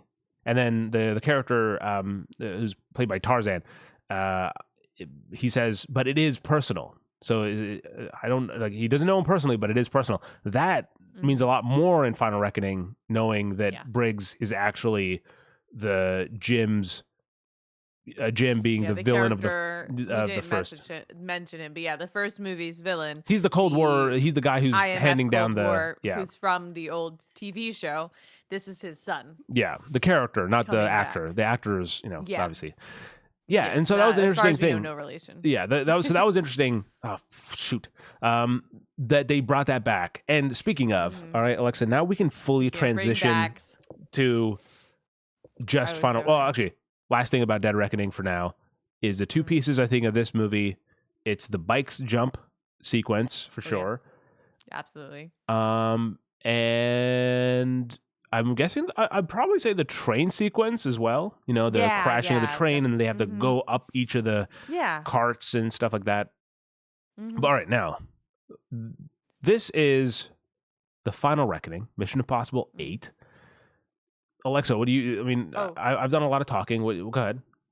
Well, I guess we do have one thing as well as this sort of Dead Reckoning. Sorry. Sure. But the villain of Dead Reckoning, who continues into Final Reckoning. Gabriel and... Gabriel. Because he also obviously has ties to Ethan's past. His past. The whole reason he's in the IMF is because he was framed for a murder. Right. And he is also the final villain to an extent. Obviously, the entity is the main villain, but he's the final human villain of this ending here, the human antagonist. And that's, I think, very important as well to represent both sides of it. You have the entity and you have this human antagonist who they both offer different obstacles for Ethan throughout this. But some people could say it's a little cheesy, having, writing it in that this is the guy that made it, so he's in it, and then having it at the end.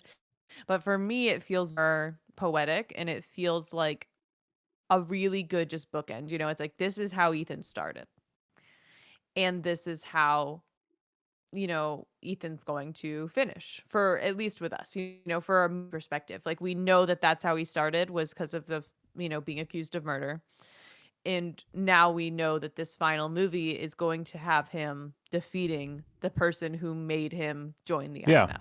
Yeah. And so it feels like a right place to end, in his story for us. Because now we have a complete arc across all the movies. Well, there's lots of different things happen. And I think this Final Reckoning movie, which we'll talk more about, I'm sure, is also does a great job of pulling details from all the other movies, even the ones that were fully intended to be standalone films. It does a great job pulling in details from all of the Mission Impossible movies to create something that just like ties it all up in this beautiful bow. Yeah. No, you kind of hit the nail on the head there. It's actually, I think, I what try. is probably the most impressive thing Mm. about the Final Reckoning, and also kind of going back and watching all the other movies, and binging them, and also kind of where I can getting the behind the scenes look from the Blu-rays and stuff, is that these were very much so at the start intended to be very different tonally, like not really related, just to Mm. get new faces in. Like every movie was supposed to be a Different new director, directors. yeah, and for them to take that and somehow find a way to connect it all and make it feel like, this is, even if it's not necessarily referring to direct plot points, because with the Final Reckoning we get this really big reveal that the entity that is now this villain, that's this all-seeing power, is actually the rabbit's foot all along. That was what Ethan had stolen, and Mm-hmm. it at the time, was left as a blank, like a mystery So of what good. it was that he stole. And it turns out it was what would become the entity later on.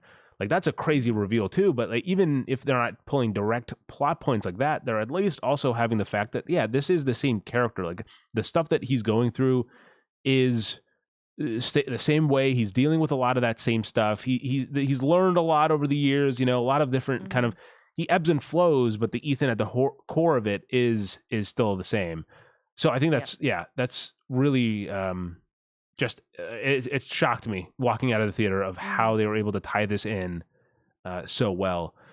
And I And think it was yeah, go a ahead. really smart choice to do it like that as well. Cause like they could have just given a movie and not pulled back all that stuff. Sure. Like, it could have been totally separate. Like they definitely had a choice Mm-hmm. in that, and how they delivered this ending. Like you'd have this essentially same movie, same plot points, and just take out the references to the other films, and it would still be a good movie, but it wouldn't be the best version of itself, and it wouldn't be the best version of a final movie, which Yeah. is what's really key here. Like, they've stated it. This is the last one. They're not coming back. There's not going to be a ninth one. No matter how much money this movie made, they aren't making a ninth one.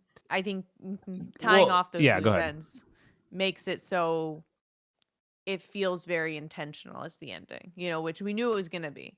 But I think it's important to kind of pull in everything that's happened, everything that we've seen happen, everything that we didn't see happen, just come together and make it so when you're finishing the movie, you have this sense of satisfaction. You've seen Ethan's story. Yeah, I think it is a little bit. I'll get to that. There's negative to that as well, I think. Yeah. But essentially, the the way I kind of look at these and why I think it's important to talk about them as part one and part two, despite the names having changed, Mm-hmm. is that it really feels like Avengers Infinity War and Avengers Endgame in terms of Mm. like the start of Endgame and the start of Final Reckoning are the most bleak the series has been. Like it For sure. is not looking good. The odds are entirely stacked against the protagonists, They're and not winning. and they're not winning. And you're like, how the hell are they gonna accomplish the mission that it is at hand? And so with the Final Reckoning, I think is interesting in that way. Oh my god, is fascinating in that way. Because it. Such a good vocabulary. Thank you. I am a writer. Did I say that? Did I mention that? Written 2 novellas and a short story. And I'll have you know, they're all pretty interesting. So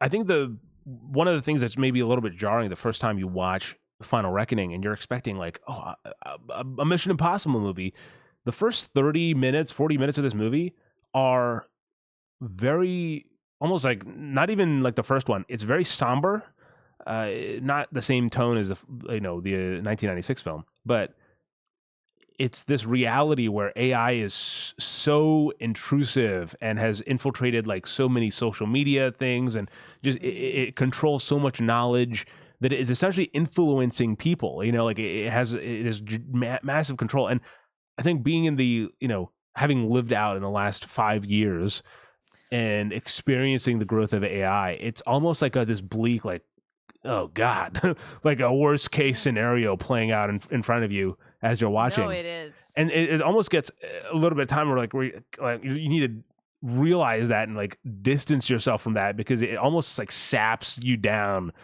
with the way this movie shows I had a moment. AI. Yeah.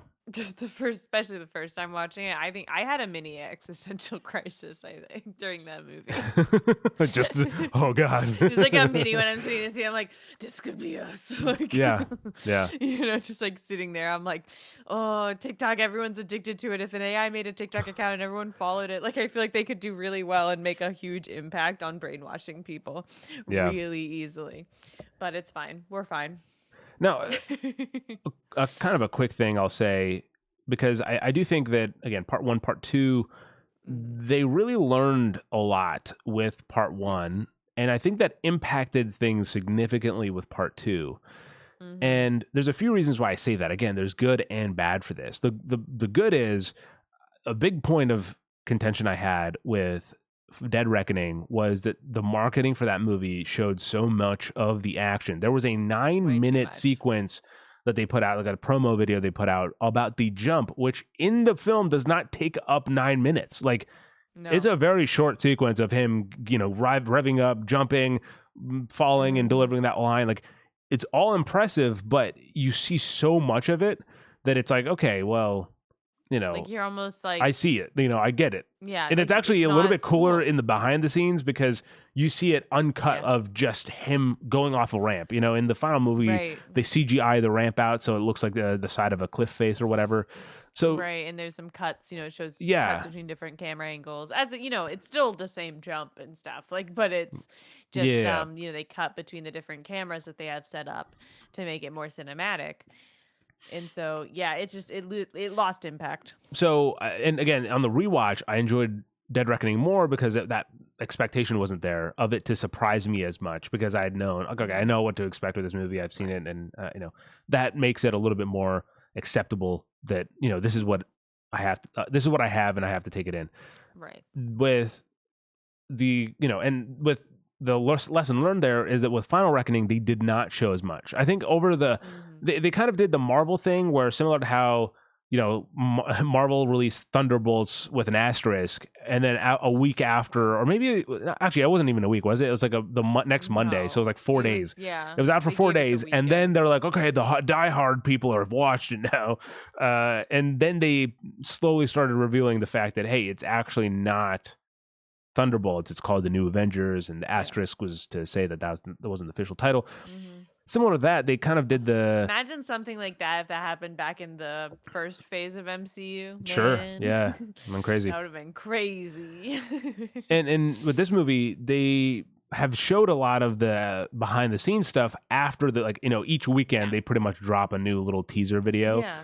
But I'm fine with that because, the people that really care about it have probably already watched it. And if you don't care about spoilers, then you watched it twice already. Yeah. And if you don't care about spoilers, you'll be fine either way. And if you don't care about watching them, or if you're not into the industry enough and you're like, oh, I'll watch it when I watch it, you're probably not, staying up to date with the latest behind the scenes videos that they're putting up on, social media. So yeah, I like this method a lot more. That's a good lesson learned. Maybe another negative of that, though, is that because it is so deeply related to the other movies, and they learned that in the last one, maybe some things need to be better communicated, I guess. This is a universal audience that they're reaching out to. It's not just like, they're not just playing for America as the audience. It's a global franchise. They want to get everyone's money equally, And so you lose some of the trust in the audience. Like I go back to Fallout where they're like, oh, the phone's broken, whatever. Here, all those moments where it's, the rabbit's foot, like, or the references to the previous movies, they show you, they cut back a lot to it. They do. And they splice in that footage, or some of that footage is actually reshot but they make it look like it's the old footage to match. Yeah, but they make it match the vibe of whichever. Yeah, movie but it's either from. way, like it's spliced in and it really makes you like it feels like you're being spoon fed. Oh, this is what this is a reference to or whatever. And I will say, I think that was probably made worse for you because you had just rewatched like everything. Sure, I mean, I did my homework, and then so it turns out that I the only pop quiz some had all the right, guides. had the answers on there. Yeah, what the hell? But they handed out a cheat sheet alongside it, and yeah. So like for me, having not as thoroughly rewatched, I'd only watched scenes of the different movies. As you were watching, I did not sit and watch all of them through.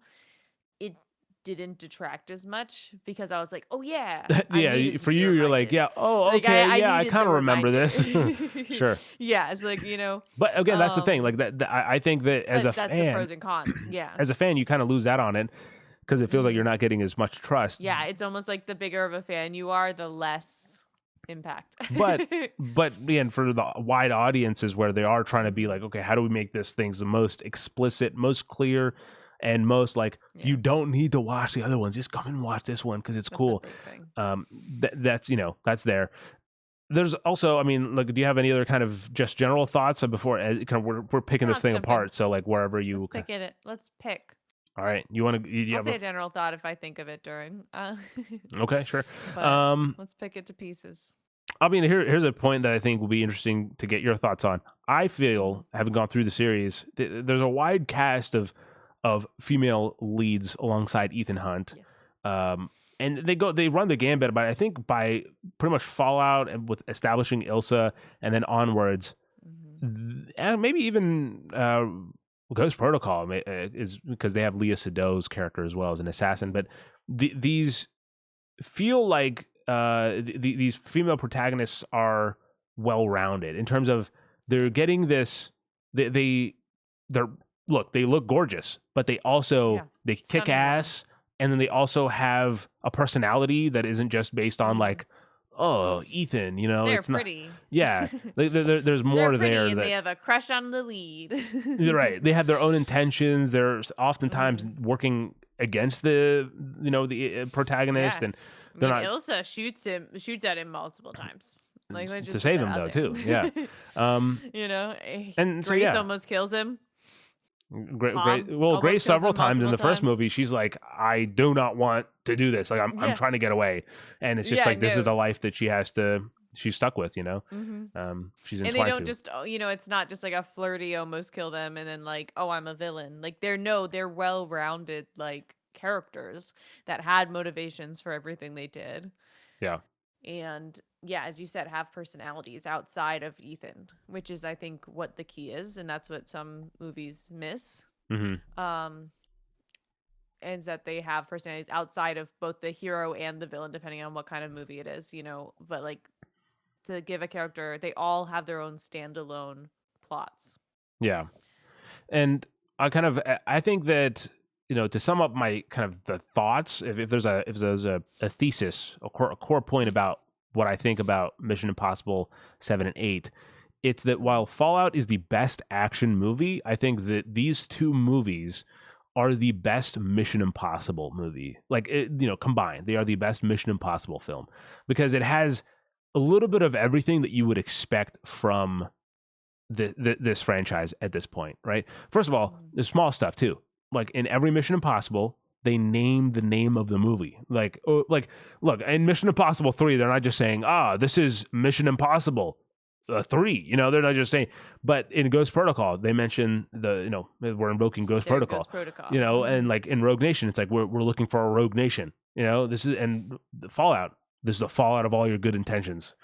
Dead Reckoning. I think I forgot what the exact quote is, but they say like, this is your Dead Reckoning, or no. It's actually at the start of it's in in the submarine. They say we are traveling a Dead Reckoning. I think in the submarine sequence at the opening of the movie.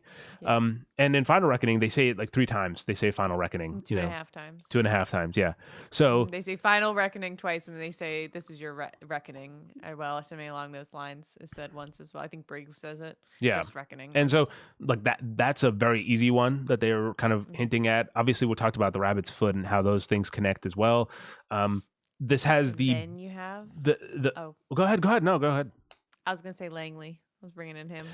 Absolutely. Can't think of his character's yeah, name. you have he's back. The person who designed the Black Vault security system from 1996 is back, and in that movie again they mentioned that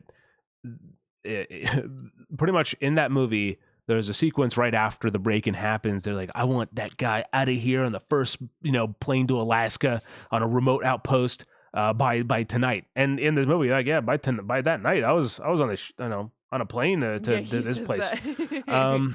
And so, yeah, it's interesting also like seeing that kind of brought back. And so, and in those little moments, you only can appreciate them if you've really watched the other one and know just how like, oh yeah, they really meant it there. Even if they did kind of obviously take some creative liberties to get to where they are he here. He wasn't in Alaska, but right. Essentially. It's a remote outpost nonetheless. Yeah, the point was made. But yeah, this... Yeah, Langley is definitely one of them. The guy from Langley, he has the knife, obviously, from the first movie as well. Which is a cool call out too. He thanked him. I thought it was like a cool. We also meant because his character is like Ethan's like, you gotta apologize, but he's saying no, actually, like I found the love of my life because of you. I mean, thank you. Like I owe you my thanks. Yeah, and their relationship was so cute. Like I adore the woman who plays his wife. Is spectacular. She's just adorable. Yeah, without much dialogue, just all emotions. No, she kills it. Yeah. And again, that's the thing with I think the team in this movie is awesome, which I genuinely did not think that this would be possible because they killed Ilsa in Dead Reckoning. Well, in Dead Reckoning, they killed Ilsa, and I was like, there's no way that she's got to be back. She's so important to the team.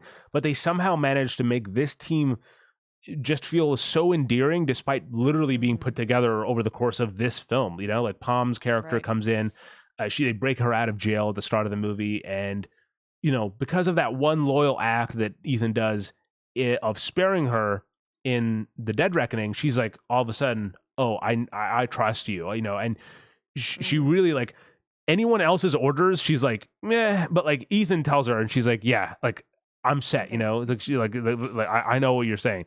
And obviously you have Tarzan's character again. I forget the character's name, but in Dead Reckoning, he's with Briggs. In this one, he's with the crew, and he kind of as he's the physical man. Like usually when it comes to the physical action, it's always just Ethan on the team, right? Like Benji doesn't really fight. Well, some of the other Jeremy Renner does, but then he was in there for one movie, and then he went to working behind the desk essentially. He's not really field operative anymore. Yeah. So here we have Tarzan's character. Palm also like kicks a lot of ass. So like you have multiple people that are like willing to take on the action. It's not just all Ethan. And then I think. Go ahead. I was just going through characters. Yeah.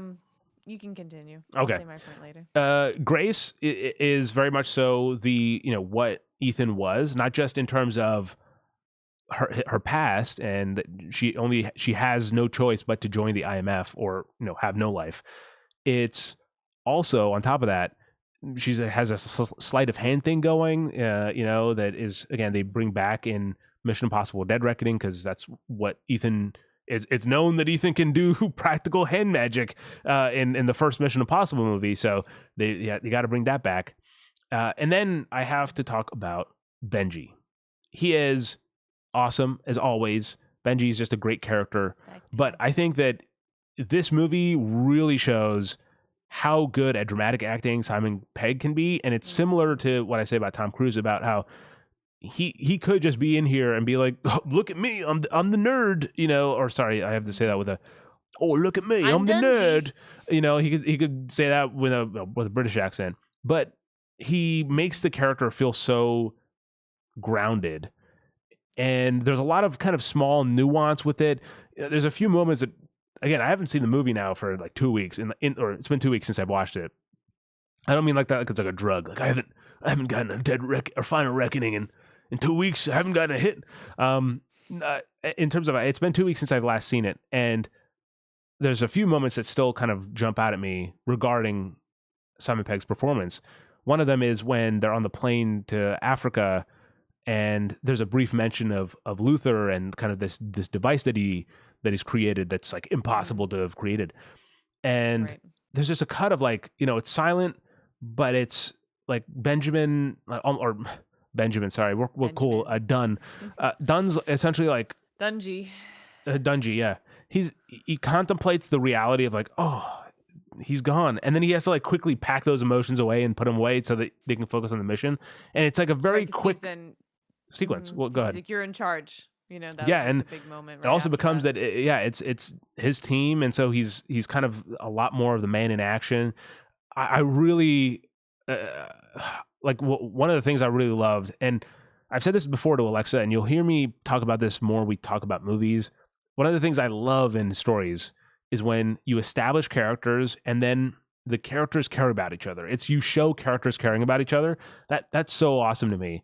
And then clearly Ethan loves his team. His team is really important to him.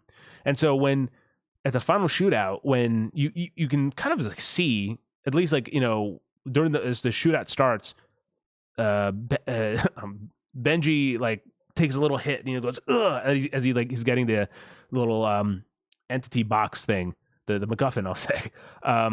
He's kicking it to cover. He makes a little reaction and he gets down and he's like, Ethan, you got to get out of here. And Benji and Grace are like, we got this. You got to go get after Gabriel. And then as soon as he's gone, he's like, oh, okay, now he's gone. Like, I can't believe I'd never leave. Yeah. And then he looks down and you realize he's shot. So he was literally just trying to get Ethan away because he knows that like, oh, it would compound his tension. It would, for Ethan. Stuff like that is really awesome.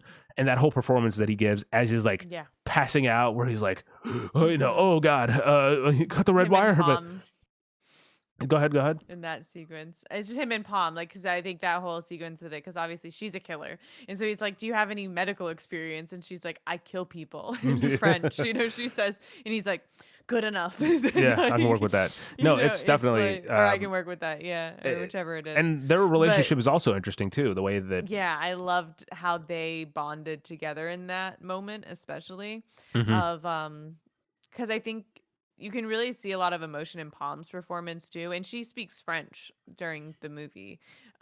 She doesn't speak English, I don't think, really at all. Maybe a few words.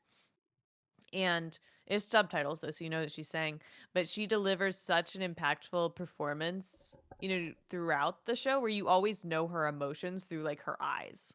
I think they're very expressive, and that's something across the board in this movie. There's a lot of expressions, a lot of face talking, where like they aren't actually speaking, but they're just making these eyes, or like one sequence, this is taking it back with Haley Atwell, when her and Tom Cruise are, they get kidnapped by Gabriel and his guys, and they break out, and there's a sequence where Tom is off screen, like doing, like killing people, essentially, brutally, like, to get them out, like the people who are going to kill him. And it's just her reactions and these sound effects. Yeah. And it's spectacular. Yeah.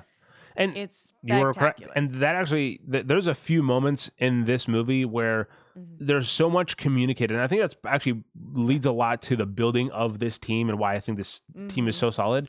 They communicate without any words. I mean, there's the sequence you're talking about where obviously like Grace is emoting through her eyes of like her reaction.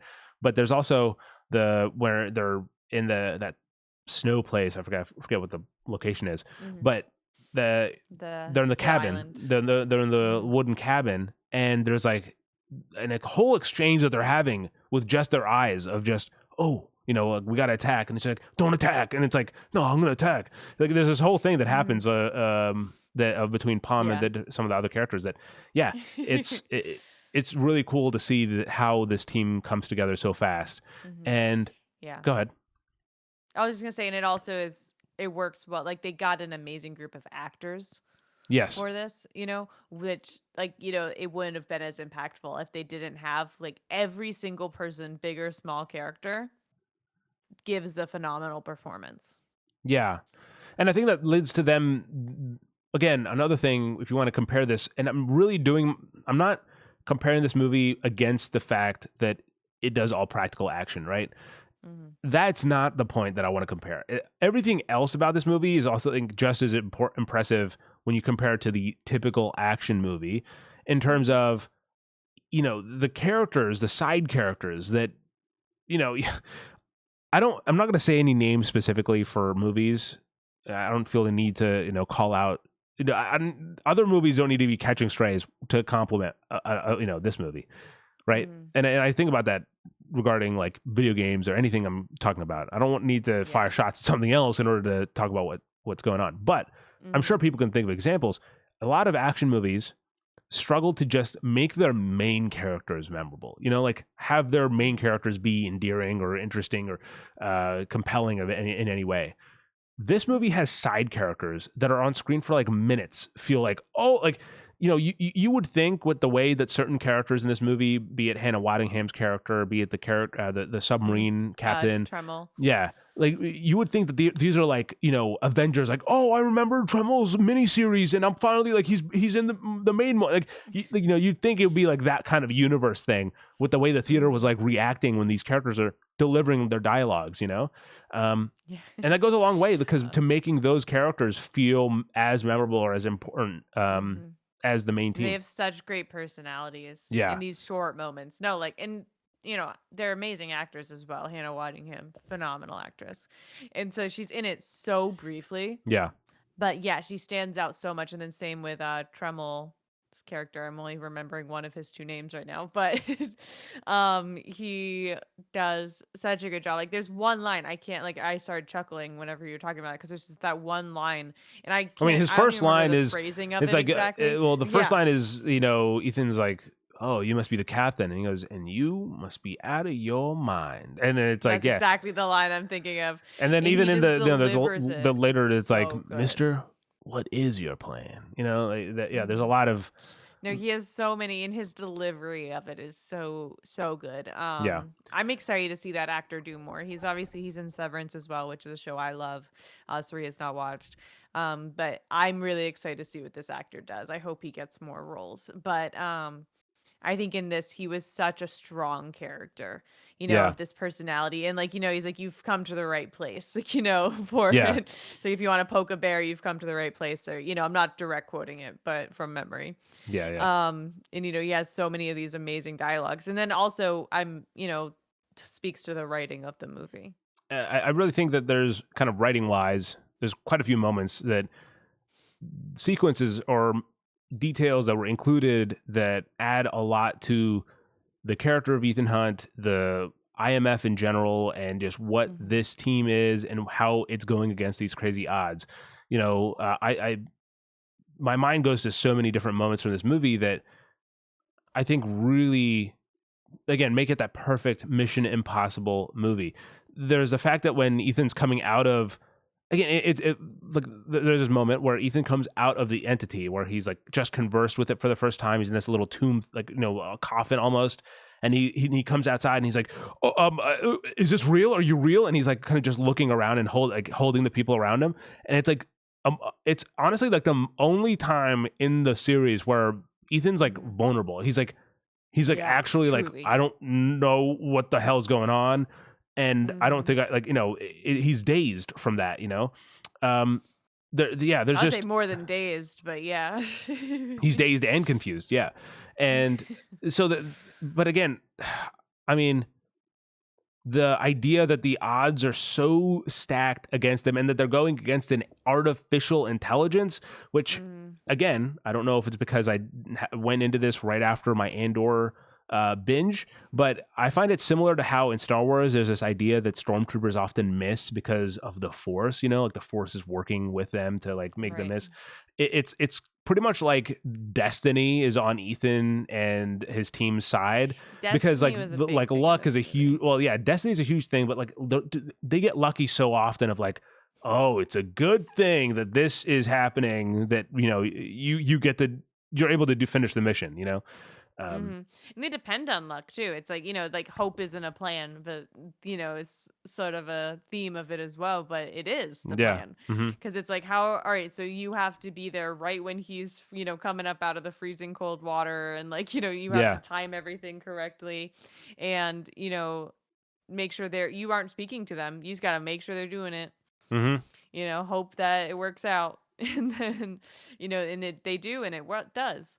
And I think it's not just hope, though, it's the faith in the characters. And one thing I want to mention as well, and this is something that you talk about whenever we discuss these movies, is there's always this moment in the movies, especially in the later half of them, where the characters who are like the newer characters, we'll say, where they realize, like the mission is worth more than their lives. Yeah. They have like to, for, this... to be hip with it, they have to lock in. This is the moment where they're like, oh yeah, this is it. Yeah. And I think this one has a lot of those moments because everything's at stake. Like the whole world is at stake. Like obviously the stakes are never been higher and they cannot go higher. Like it feels like. And so, you have these characters, like the character Tarzan plays as an example, and like the guy from Langley, whose name I'm forgetting, and his wife, like they're defusing this bomb, and the guy who played Tarzan's character, he's like, I'll stay with them to make sure, they can get it done. That's a good thing you did because I'm not needed in that room. I'm going to die out here with them because I'm not needed in the room with what needs to happen, but I could help here. Yeah. Like, it's like, he's literally saying, you do the missions. I'll, and it's a good thing he does, because obviously they do make it out alive, but like, they needed the extra pair of hands to make sure that they were finishing, like, cutting the cords. They wouldn't have been able to do it as well. Yeah. Like, they could have potentially still done it. He's very talented, the guy, but the character has a lot of knowledge. And so, but it wouldn't have been as easy. Like, he was a huge help with it. Mm-hmm. And then it also worked out that Palm went in with them, was carrying in Benji, because she didn't necessarily have a task, but she was able to do, save Benji. And like, everyone had their role to play in this. Mm-hmm. And even, to an extent, Gabriel had his role to play of getting, the thing away from it. Ethan was away. Well, to get to a signal and, connect it. Yeah. Mm-hmm. And so, everything had its part to play in this. And I think it's really cool, though, to see each character. Like, you see the moment. Like all of the characters, especially in this one, it's really prominent where it's they have this, I really like the phrase, the Cracker Jack group, mm-hmm. of it, where they all just lock in, mm-hmm. and you see it in their eyes, like the moment when it happens. And it's just so well done. And it makes it feel so important. Whenever you see these characters all have this moment where they're like, okay, it's not me anymore. I don't matter. The world matters. It's like the whole quote of the IMF, it's to all the, what is it? It's all your, it's to all those you'll never meet. I know it's the second half. We do what we do in the, I think we do what we do in the shadows for those we never meet, or for those we hold. That. I'm missing the first line. For those we hold dear, and for those we'll never meet, or something like that. There it is. Those who hold dear. The main thing is, for those we'll never meet is the line I wanted to get to, but I couldn't remember the first one. Yeah. But I think that is really encapsulated in this movie. Mm-hmm. And they also, because it's a big part of that is that they were at the end. I mean, they kill Luther, and I think being that he's such an important character in the rest of the movies, in terms of like he comes back, you see how loyal he is to Ethan, mm-hmm. and to have that character end, and then him kind of having that, like they set it up early on too, and I didn't even the first time I watched it, I forgot that it was there. Yeah, but it's the idea that like I have this message for you, and you can listen to it after mm-hmm. you finish the job, and he's like, you can show me later, and it's like, oh, it's gone, but no, but there it is. He does it. Yeah, you tell me yourself after this is done, and at the end, you get that monologue, and then, but this time with the context that his character's gone, and again, Luther kind of mentions what Alexa was talking about there, and yeah, it really does encapsulate what this series is about. Mm-hmm. And no, I got emotional. Yeah, during that monologue, watching it the first time, and Ving Rhames delivers it so beautifully. It's such a great voice, mm-hmm. and it was just such a nice moment. Like I think it needed that. Mm-hmm. And then kind of mm-hmm. going with the writing, though, it does. It's another interesting choice, perhaps maybe something that led to that existential crisis, is the fact that they spend quite a bit of time. They cut back to what's happening in this, not the Oval Office, but like, this, the leader, the president of the United States and her cabinet, of them deciding what to do. And I appreciate that because again, and I think that could have been done very poorly in terms of like you cut back and you're like, oh boy, let me get to the point already, you know, like let's get to the action. But I think it makes it very compelling of seeing what they do, and there's definitely a little bit of like, oh come on, like you could have done that, and you know we could have, you know, this problem could have been solved maybe, but again, they play to that drama, they play to the tension, and they even have that to that some of that humor of like you gave him an aircraft carrier, like, you know, that kind of thing. They really liked that line. Yeah, and so the marketing. I think they cut that in just well enough, and they also having Sloane be the president is a way to bring her character back, and maybe even like character progression, and they have and a little again an amazing actress. Yeah, Angela Bassett is great, and so overall, I mean, there's so many interesting choices, and that's the last time I'll say this in this podcast. But this movie makes a lot of interesting choices that combines for a very, very almost cathartic ending that it is, you know, again, it doesn't do what No Time to Die does, where which is, again, what No Time to Die is really impressive. What No Time to Die does is really impressive in its own right, but instead of just going down that same path, this movie does something that is like, no, this is Mission Impossible. This is the theme of it would be, you know, if Ethan died at the end of this movie, it would have been a totally different feel versus what it is with how it ends now, you know, and of just like, yeah, you know, at the end of the day, the IMF will be there to save you, like, you know, like they will put their life on the line. Positive, and and they're all out there. Yep, and you know they're working tirelessly to make sure that you know for those of you we'll never meet or they'll never meet. So yeah, I think that is our thoughts on the Final Reckoning. I do have one thing to wrap up our thoughts for it, which is my father's review of Final Reckoning that he texted me as he walked out of the theater. Sure. He's a man of few words. So when it comes to reviews, just finished. It was very good. He is crazy. I like the last one better though. Dead Reckoning. And you know what? We didn't even really talk about how the two set pieces of this movie is a submarine sequence. It's in sort of the middle of the movie, and the airplane sequence. The airplane sequence, the biplane sequence, and it is these sequences are incredible. And I actually, you know, the second time I watched it, I really was able, because I'd seen it and I was still watching the screen, but I would occasionally kind of like glance at the crowd, and you could genuinely see people get antsy. You know, they were like, oh my God. Like there's one person who's like, in the, you know, the biplane sequence, they're just like, oh my God. Like I could see them going through it. I'm like, that's, no one really puts you on the edge of your seat like Tom Cruise does. And I think ultimately, look, over the years, you know, there's a lot you can say about Tom Cruise, right? But the fact that we are making movies and that the movies are kind of back in theaters and regular, I think Tom Cruise and Christopher Nolan are no small part of that kind of degree. You know, there is absolutely a belief in, you know, between them and also just kind of, I think, general cinephiles, that there is a difference to the movie theater experience. And I am a huge proponent of the movie theater experience. You know, we obviously go to see a lot of movies in theaters. If you go to my Likewise, pretty much I have a whole list of every movie that I've watched only in theaters, pretty much.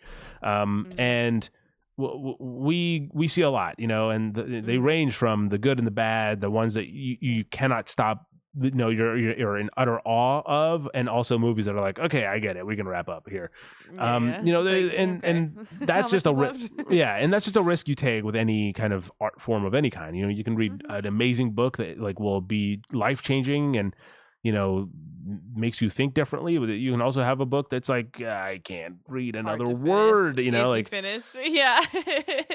But the thing is, movie watching is just an experience of its own. It's a hobby of its own. But experiencing movies in the communal way in a theater is incredibly special, you know. And we'll probably have maybe a segment in the in perhaps maybe a shorter episode in the future, where we will talk about like movie theater experiences and stuff like that. But Right. they really do Absolutely. enhance and sometimes hinder a film and what you get out of it. You know, the watching certain movies with certain people and certain crowds will leave a lasting impact on you that you won't get while watching movies on the toilet. And sure, there's something that you can get. You know, there are certain movies where you'll be fine just watching them on a phone when you got time, but some movies are made for the big screen. And that brings us to our next segment. Yes, it does. Don't miss.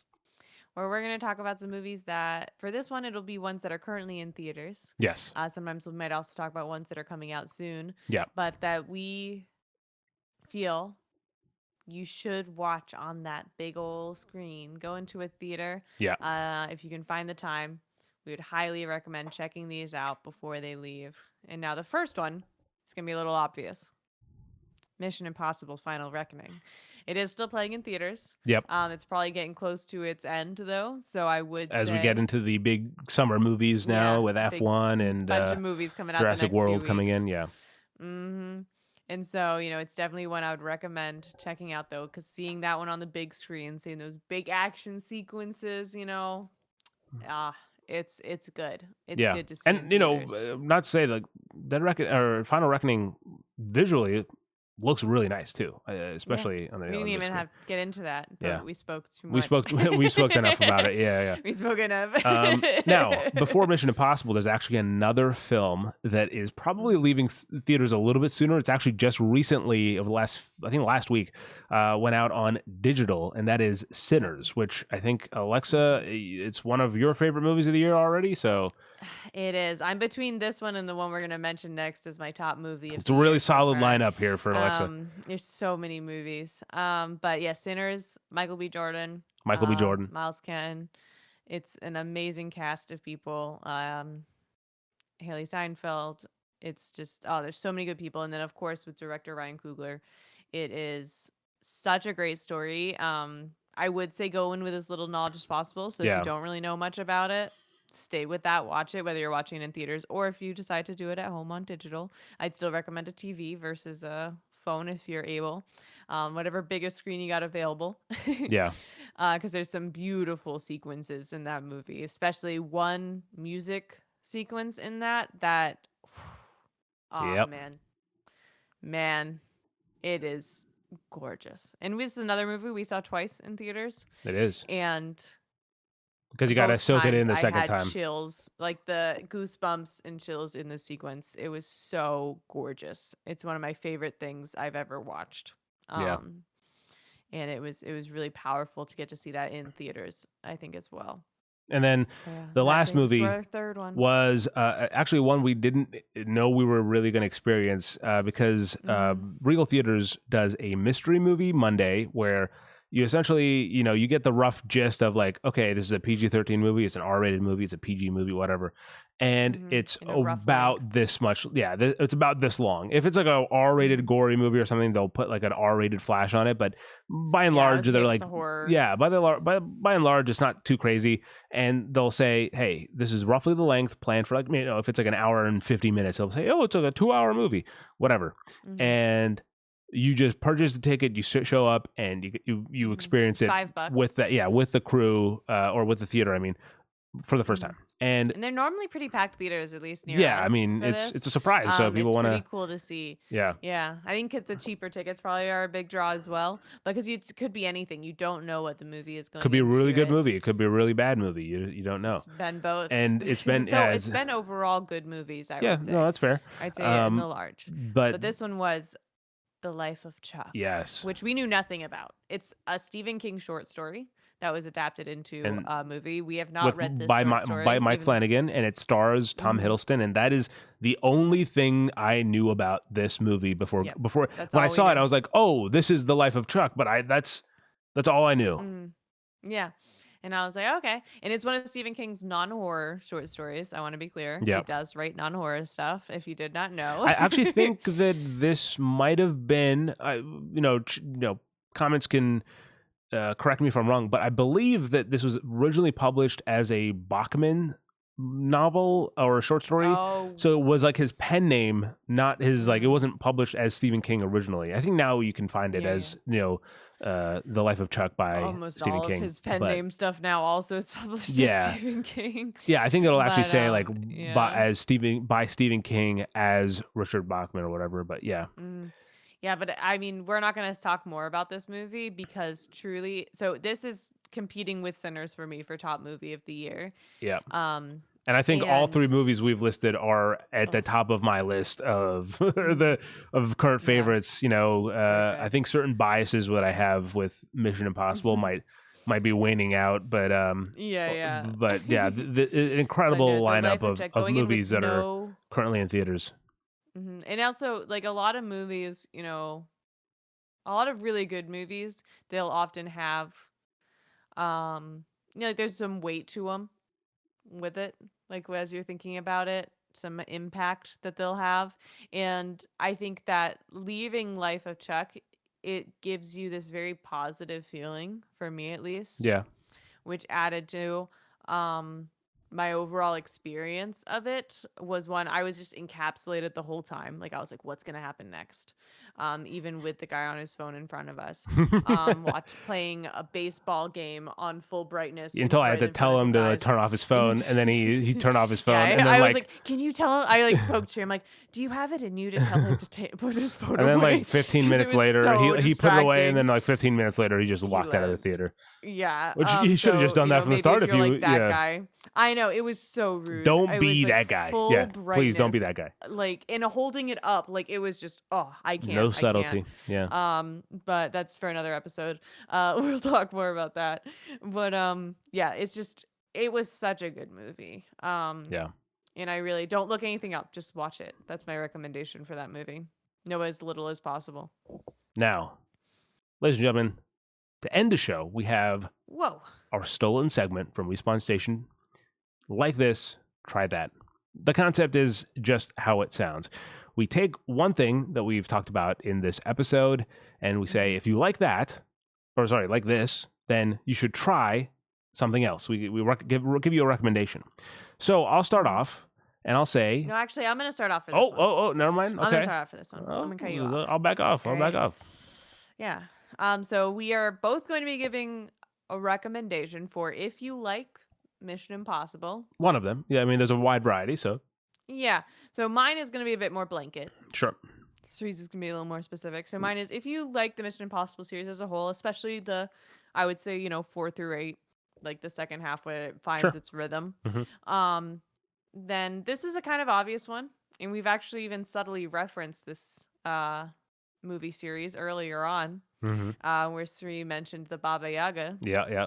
But I wanted to recommend the John Wick series as another sort of really cool action series that has these characters, and mainly John Wick's character, who just like gets beaten up. He doesn't just win all the time. He gets beat up, especially in number 4. And he just keeps again, they lean into it too. They're like at this point, you're expecting him to just completely get his shit rocked, and he's doing it. Yeah.